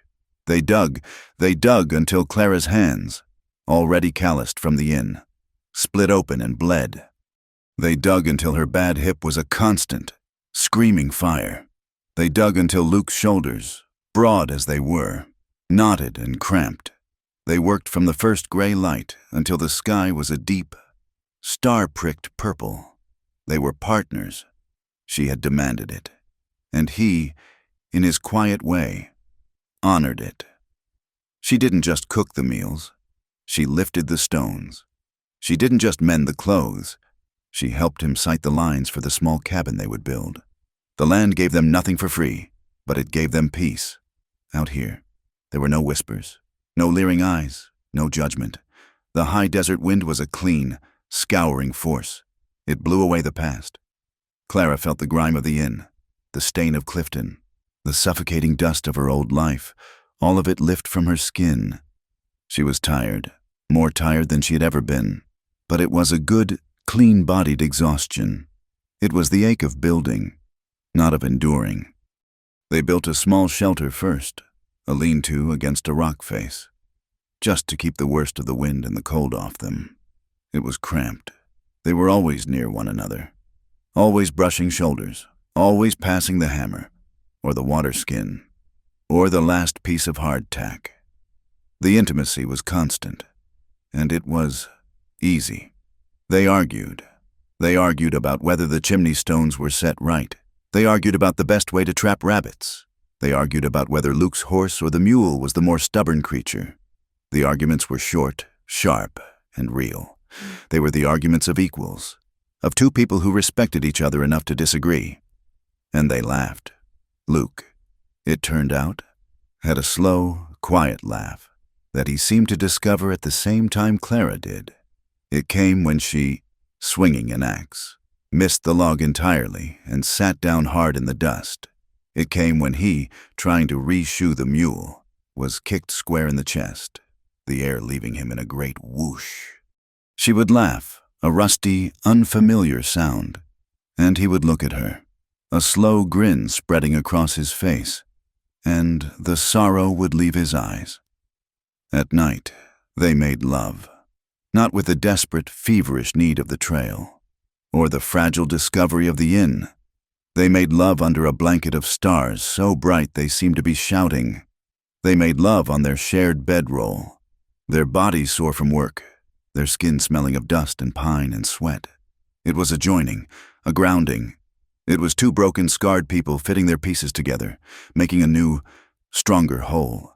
They were healing. Clara found she no longer flinched when Luke moved too quickly. She found herself reaching for his hand, just for a moment, as they watched the sun go down, and the gesture felt natural, not like a betrayal.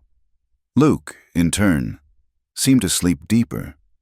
The ghosts of Jesse and Taggart still walked, but they walked further off now, their voices muffled by the wind and the simple, hard fact of the present. He was a man with a purpose. He was building a home. After 6 weeks, their supplies were dangerously low. The flour was gone. The coffee was a memory. They were living on rabbit and hope. "I have to go," Luke said one morning. "Prescott. It's the nearest real town. I need everything. Salt, flour, a plow, and I need to file on this land proper. With the gold." Clara's stomach clenched. The thought of being alone, truly alone, was a cold shock. But she was a partner. "How long? A week, maybe 10 days, if the horse holds."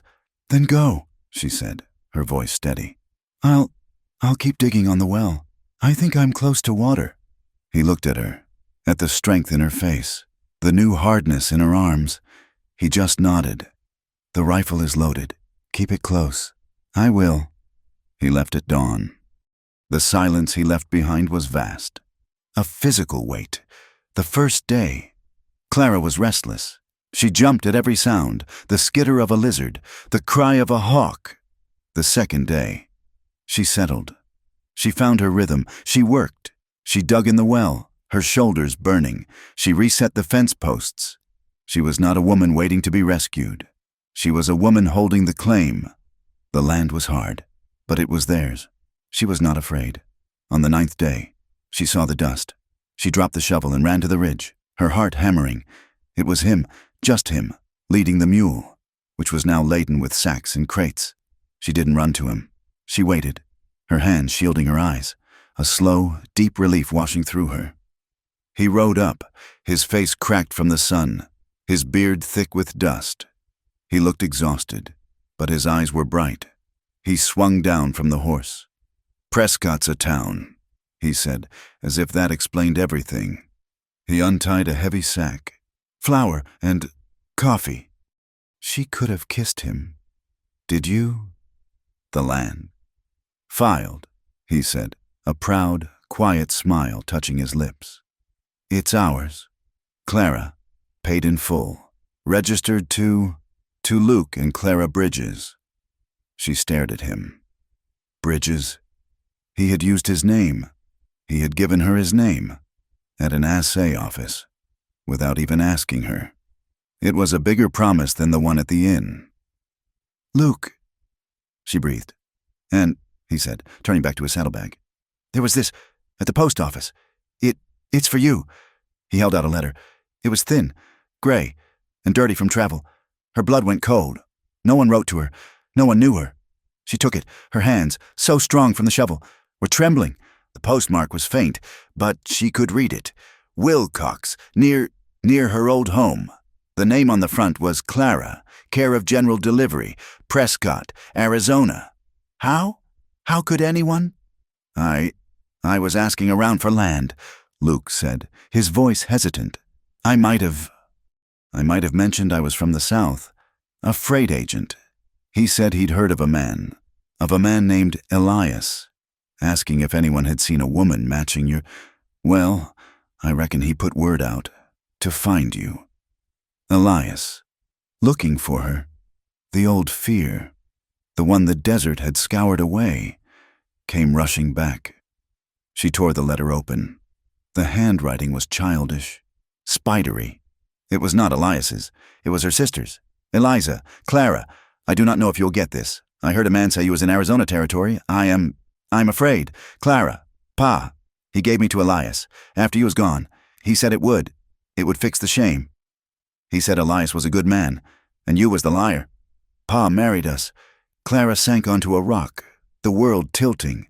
Her sister, married to him, to Elias, the man who her father had given her to him, as a replacement. Clara, he is not a good man. You told the truth. He is a monster. He is not the man I thought. He is violent. He drinks. He does to me." The ink was smeared, as if with tears. "I have nowhere to go. Pa will not take me. He says I made my bed. Clara, I am so sorry. I did not believe you. I was a child. I was a fool. I believe you now. I believe you. Please. Clara, if you are out there, please, he will kill me. He says he will kill me if I try to leave. Help me." Clara read the letter once, twice. She felt nothing. She was numb. The clean, hard world she had built dissolved into the old, familiar filth. Her sister, her little sister, Eliza, who used to braid her hair. Now, in that same house, in that same... "Clara?" Luke's voice was gentle. He knelt in front of her. "What is it?" She couldn't speak. She just handed him the letter. He read it. His face, already grim from the trail, turned to stone. His eyes, when he looked up, were not the eyes of the gentle partner. They were the eyes of the man who had shot Taggart. He read the name Elias, and he understood everything. "The ghosts," Clara whispered, her voice a dry rasp. They're not gone, are they? They just wait." She looked at her hands, split and calloused from the well. She had been digging. She had been building a new life, and all the while, the old one was rotting, spreading, poisoning her sister. She was torn. A black, bitter part of her wanted to burn the letter. Eliza hadn't believed her. Eliza had stood with her father. Eliza had let her be cast out. Let her rot. Let her see what it was really like. But then, "He will kill me." She stood up. The numbness was gone, replaced by a cold, hard rage. A rage that was hotter and purer than any she had ever felt. "I have to go," she said. It wasn't a question. Luke was already standing. He was resaddling his horse, the one he had just unburdened. He didn't ask. He didn't argue. He just pulled the jerky and the hardtack from the supply sacks. "You go," he said, his voice flat and hard as iron. "I go." They left the land. They left the half-dug well, the half-built cabin, the flour, the coffee. They left their new life without a backward glance. They rode south. They rode hard, trading horses twice, paying with the gold Luke had not spent on the land. They rode back into the past, back into the heat, back into the town that had tried to erase her. It took them 6 days. They arrived at dusk, their horses lathered, their bodies aching. The town looked the same, smaller, maybe dirtier. The house, her house, was at the end of the street. It looked prosperous. A new coat of paint, a wide porch. Elias had done well for himself, marrying the daughter of a landowner. They dismounted, their legs stiff. Luke's hand was on his gun. "Let me," Clara said. "Let me try, first." She walked up the porch steps. Her feet felt like lead. She knocked, for a long moment. There was nothing. Then, the door opened a crack. A thin, pale face peered out. Eliza. She was not the girl Clara remembered.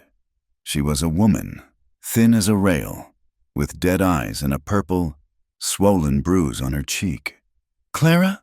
she whispered, as if seeing a ghost. "Eliza," Clara said, her throat tight.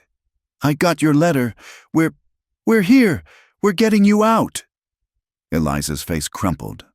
"Oh, God. Oh, God. Clara." She opened the door, reached for her. "And who the hell are you?" A new voice. "Elias." He stepped into the doorway, pushing Eliza behind him. He was bigger, fatter. His face was fleshy, and his eyes were small and mean. He was holding a whiskey bottle. He squinted at Clara. Recognition dawned. A slow, ugly, arrogant smile spread across his face. "Well, I'll be," he sneered, his voice thick. "The prodigal whore returns. Look at you, all dusty. Ran out of men in Arizona. Did you? Come back to see what a real home looks like." "We're taking Eliza," Clara said, her voice shaking, but cold. "The hell you are," Elias laughed. He grabbed Eliza's arm and yanked her forward. "She's my wife, my property. Bought and paid for. Ain't that right, girl?" He shook her. Eliza whimpered. "Let her go. Elias." "Or what?" Elias sneered. You gonna talk me to death like you tried to talk your PA? You always were a liar, Clara. And you're still just—" "I said," a new voice cut in, low and deadly. "Let her go." Luke stepped out of the dusk. Onto the porch. He was not the gentle partner. He was the ghost from New Mexico. Elias saw him. He saw the gun, tied down low. He saw the coldness in Luke's eyes. Elias's arrogance wavered, just for a second. He let go of Eliza, shoving her back. "This ain't your affair, friend." Elias blustered, trying to regain his footing. "This is family business. Now, you and your half-price whore, you get off my land before I get the sheriff." Luke took one slow step up onto the porch. "We're leaving, and Eliza is coming with us." "No," Elias whispered, a new, desperate rage in his eyes. He had been challenged, humiliated on his own porch. He looked at Clara, and all the hate, all the history, all the raw, ugly truth of what he was, boiled over. You bitch! He didn't go for Luke. He lunged at Clara. Luke intercepted him. It was not a punch. It was a collision. Luke hit him. A solid, brutal impact of bone on bone. Elias staggered back, his smile gone, his face a mask of shock and rage. You hit me! Elias roared. He was not a fighter. He was a bully. He looked around, frantic, and grabbed a heavy piece of stove wood from the porch box. He raised it, swinging it wild. Luke ducked, and the wood crashed against the doorframe, shattering it. Luke drove his fist into Elias's soft stomach. Elias doubled over, gasping. It was not a fight. It was a beating. It was raw. It was violent. Luke was fighting for every second of Clara's 6 years of shame. He was fighting for the girl in the stable, for the woman who had cried in his arms. He was fighting the ghost of Elias, the ghost of Taggart, the ghost of the man in New Mexico. He was fighting all of them. Elias was down, on the porch, sobbing and spitting blood. Luke stood over him, his chest heaving, his knuckles split and bleeding. He was going to kill him. Clara saw it in his eyes. The same look, the hesitation was gone. Luke, she breathed. Elias saw it, too. He scrambled backward, his eyes wild with terror. No, please. Luke took a step. No, Luke, Clara screamed. Elias, in his panic, grabbed Luke's ankle. He twisted. Luke, off balance, fell. He hit the porch hard, his head cracking against a post. He grunted, stunned. Elias was up. He saw his chance. He saw Luke, dazed. He saw the gun in Luke's holster. Now you die. Elias gasped, and he lunged for the gun. Clara moved. She was not the girl in the tack room. She was not the frozen servant at the inn. She was the woman who had dug a well. She threw herself between them, her hand clamping down on the walnut grip of Luke's pistol. She ripped it from the holster, the leather scraping her skin.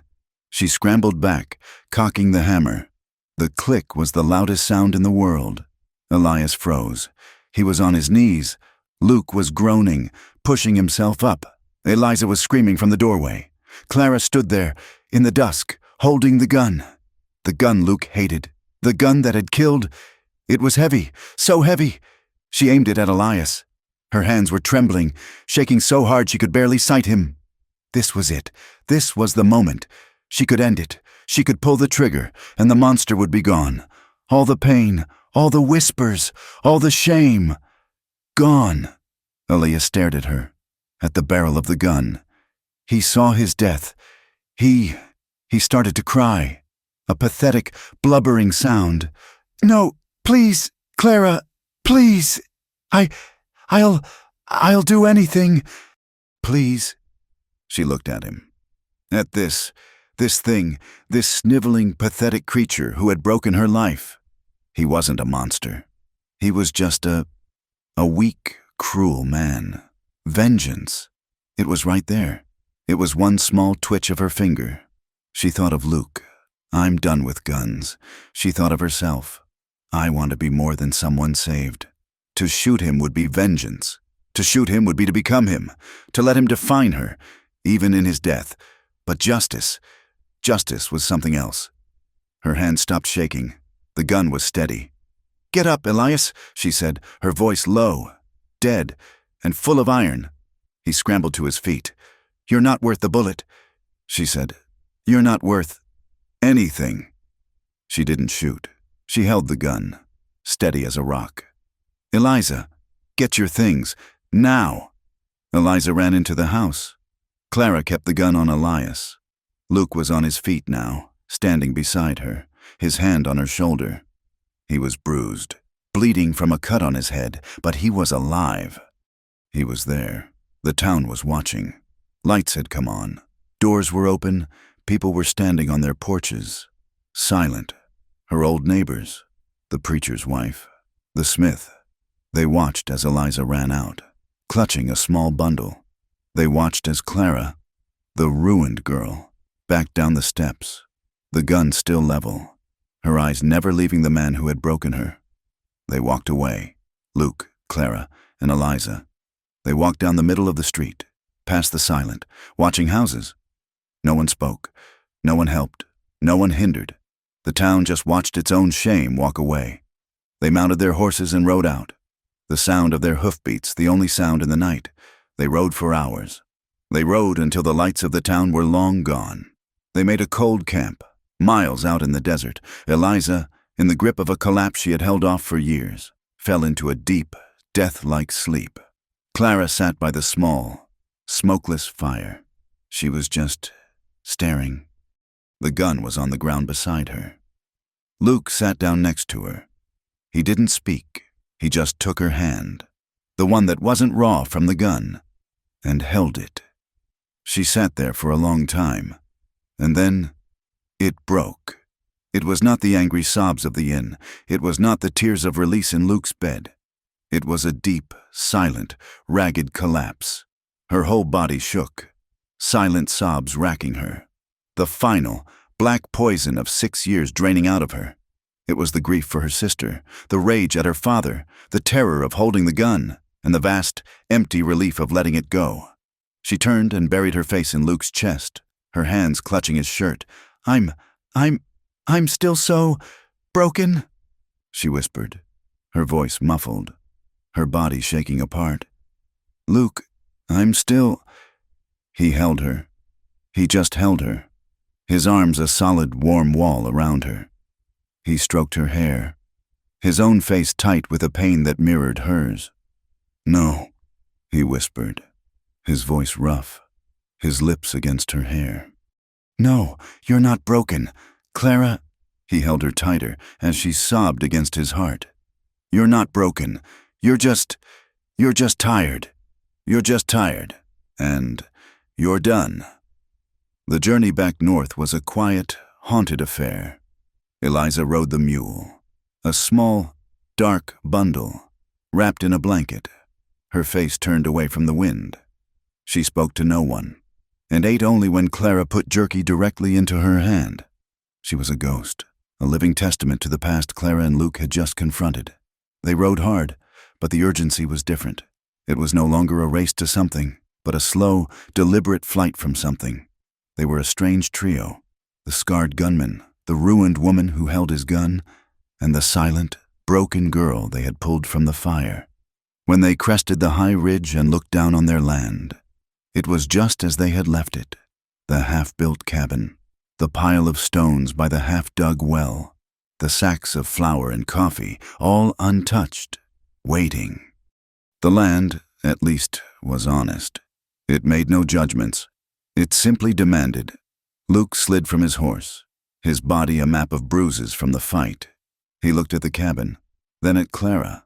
"Well," he said, his voice rough, "work to do."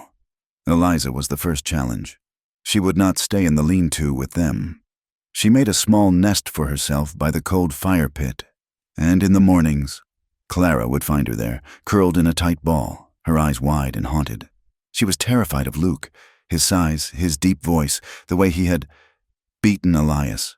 She saw Elias in him. "You have to talk to her," Clara told Luke one night, their voices low. She thinks you're him." Luke's face tightened. He hated this. He was a man of action, not words. But he nodded. The next day, he didn't work on the cabin. He sat near Eliza. He sat for an hour, 2 hours. He just sat. He cleaned his rifle, his movements slow. He mended a piece of harness. He didn't speak to her. He just existed quietly in her space. Finally, he spoke, his voice low, not looking at her. I'm sorry, ma'am, for what you saw, for the violence." He swallowed. I get angry sometimes when folks ain't treated right." Eliza just stared at him. "I ain't him," Luke whispered, his voice full of a raw pain that surprised Clara. I ain't that man. I swear it, on my brother's grave. I swear it." He got up and walked away, but something had broken. That night, Eliza moved her bedroll a few feet closer to the lean-to. It was a start. The work resumed, but with a new, Quiet, member." Clara and Luke raised the walls of the cabin. It was brutal, heavy work, lifting the pine logs they had cut. Clara found a new strength, born of rage and redemption. She would not be a victim. She would be a builder. The first time Eliza helped, it was small. Luke was trying to lift a log, his bruised ribs making him gasp. The log slipped. Clara cried out. Eliza, without thinking, darted forward and shoved a smaller rock under the end, stopping it from rolling. They all froze. Eliza looked at her hands, shocked. Luke looked at her, his face grim with pain, but his eyes clear. "Thank you, ma'am," he gasped. Good thinking." From that day, Eliza worked. She didn't lift, but she tended. She mixed the mud and straw to chink the walls. She kept the fire, and she began to cook. She took the flour Luke had brought, and with a small bit of sourdough starter he'd bought, she made bread. The day they moved into the one-room cabin, it was a victory.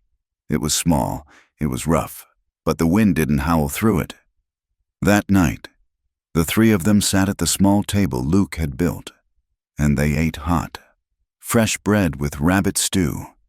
Eliza spoke, her first full sentence in a week. The salt, it's low." Clara and Luke looked at each other, and a small, true smile passed between them. They were going to be all right. The well was the true test. They were digging, all three of them, taking turns. When Clara's shovel hit something, not rock, mud, a thick, dark, wet mud. "Luke!" she screamed, her voice cracking. He was beside her in a second, leaping into the hole. He drove the shovel down, and a small, dirty trickle of water oozed in. By evening, they had a foot of clean, cold, life-giving water. Clara sat on the edge of the well, the wet mud on her dress, and she wept, her laughter mixing with the tears. This was the true end of the past. Water, life, a future. Their cabin, and its miraculous well, was on a small, unofficial trail that cut 20 miles off the ride to Prescott. Travelers, mostly prospectors or small families, began to pass, their wagons creaking, their faces coated in dust. They would eye the small cabin, the wisp of smoke, and the clear water.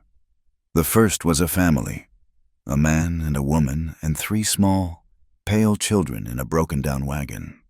They looked starved. They stared at the well like it was a mirage.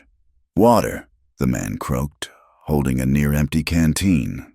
"Ma'am, could we'd pay."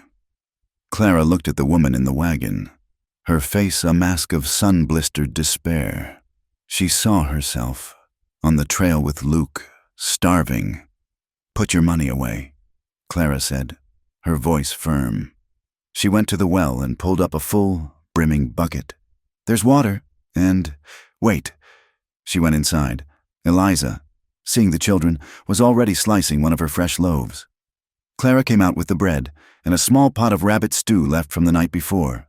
The family ate like wolves. The man wept, his face in his hands. "God bless you, ma'am. God bless you. Just pass the kindness on," Clara said, her throat tight. They stayed the night, and in the morning, the man helped Luke fix a fence post. The woman helped Eliza bake.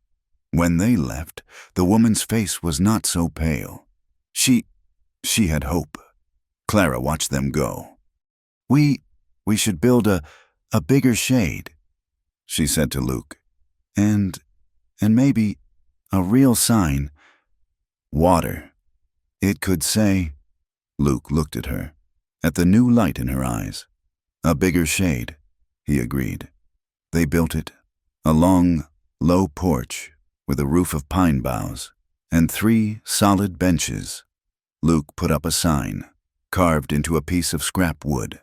"Clean water, honest shade." Some travelers were suspicious. A lone prospector, his eyes darting, rode up. "What's the price?" he demanded. "The water's free," Clara said, coming out onto the porch. "Nothing's free," he sneered, his hand on his pistol. He looked her up and down. What kind of stop is this?" "The kind with free water. Luke said, stepping out of the cabin, his presence a solid, quiet wall. "Drink or ride on?" The man grumbled, filled his canteen, and rode on, looking back as if he'd escaped a trap. But others stayed. Word began to spread, not just of the water, but of the place. It was quiet. It was safe. And the woman there, she listened. A young woman, barely 16, arrived on foot, her dress torn, a dark bruise on her face. She had run from a husband who worked at a mine in Clifton. Clara took her in. She and Eliza bathed her, fed her, and let her sleep for 2 days straight. Eliza, seeing this new girl, found her own voice, telling her, You are safe here. He can't get you here." The girl stayed for a month, healing, her hands learning the rhythm of baking, before she joined a family wagon train headed to California. Her eyes bright with a new, fragile future, the stop became known. Not an inn, not a saloon, not a brothel, just the Spring, or Clara's place. It was a sanctuary. The women who came, they had stories like hers, stories of being called liar, whore, broken. And Clara just listened. She offered them bread. She offered them shade. And she offered them the simple, profound comfort of her honest, non-judgmental silence. She was giving to them the one thing she herself had never received. Eliza, in this company of women, bloomed. She was no longer the ghost. She was the mistress of the kitchen, the provider. She was quiet, but she was strong. Her hands, once spidery, now thick and capable with flour and dough. One hot, dusty afternoon, nearly 2 years after they had filed on the land, a familiar black buggy pulled up. It was caked in dust, and one wheel had a bad wobble. A woman was driving, her face a map of anxiety. A man, slumped beside her, was coughing, a deep, ragged sound. Clara came out onto the porch, wiping her hands on her apron. She saw the woman, and a jolt of memory, faint and distant, went through her. Mrs. Albright, the preacher's wife. She helped the woman down. "Ma'am," Clara said, "you look worn out. Please sit. Water." "Oh, thank you, child. Thank you." "Mrs." Albright fretted, her hands fluttering. "It's my husband. He has a consumption. We are going to a doctor in Prescott. He's very weak." Clara and Luke helped the preacher, Mr. Albright, from the buggy. He was a shell of the man he had been. His stern, cold eyes were faded, his body thin and frail under the black coat. He was a dying man. They settled him on a bench in the shade, and Clara brought him a dipper of cool water. "Mrs." Albright was looking at Clara, her brow furrowed. You are so kind," she said. This place, we were told. A man on the trail said, 'Stop at the spring. The women there are good.'" She peered closer. "Forgive me. You have such kind eyes. Do I know you?" Mr. Albright, who had been coughing into a handkerchief, looked up. He looked at Clara. He looked at Luke, who was quietly inspecting the broken buggy wheel. The preacher's eyes widened. Just a fraction. He knew. Clara looked at Mrs. Albright, at this woman who had shown her a single, simple moment of kindness in a world of cruelty. She smiled. It was not the small, fragile smile of the inn. It was not the pained, angry smile of her past. It was a full, warm, genuine smile. A smile that reached her eyes. A smile of a woman who was, finally, at peace. "Yes, ma'am," Clara said, her voice soft and clear.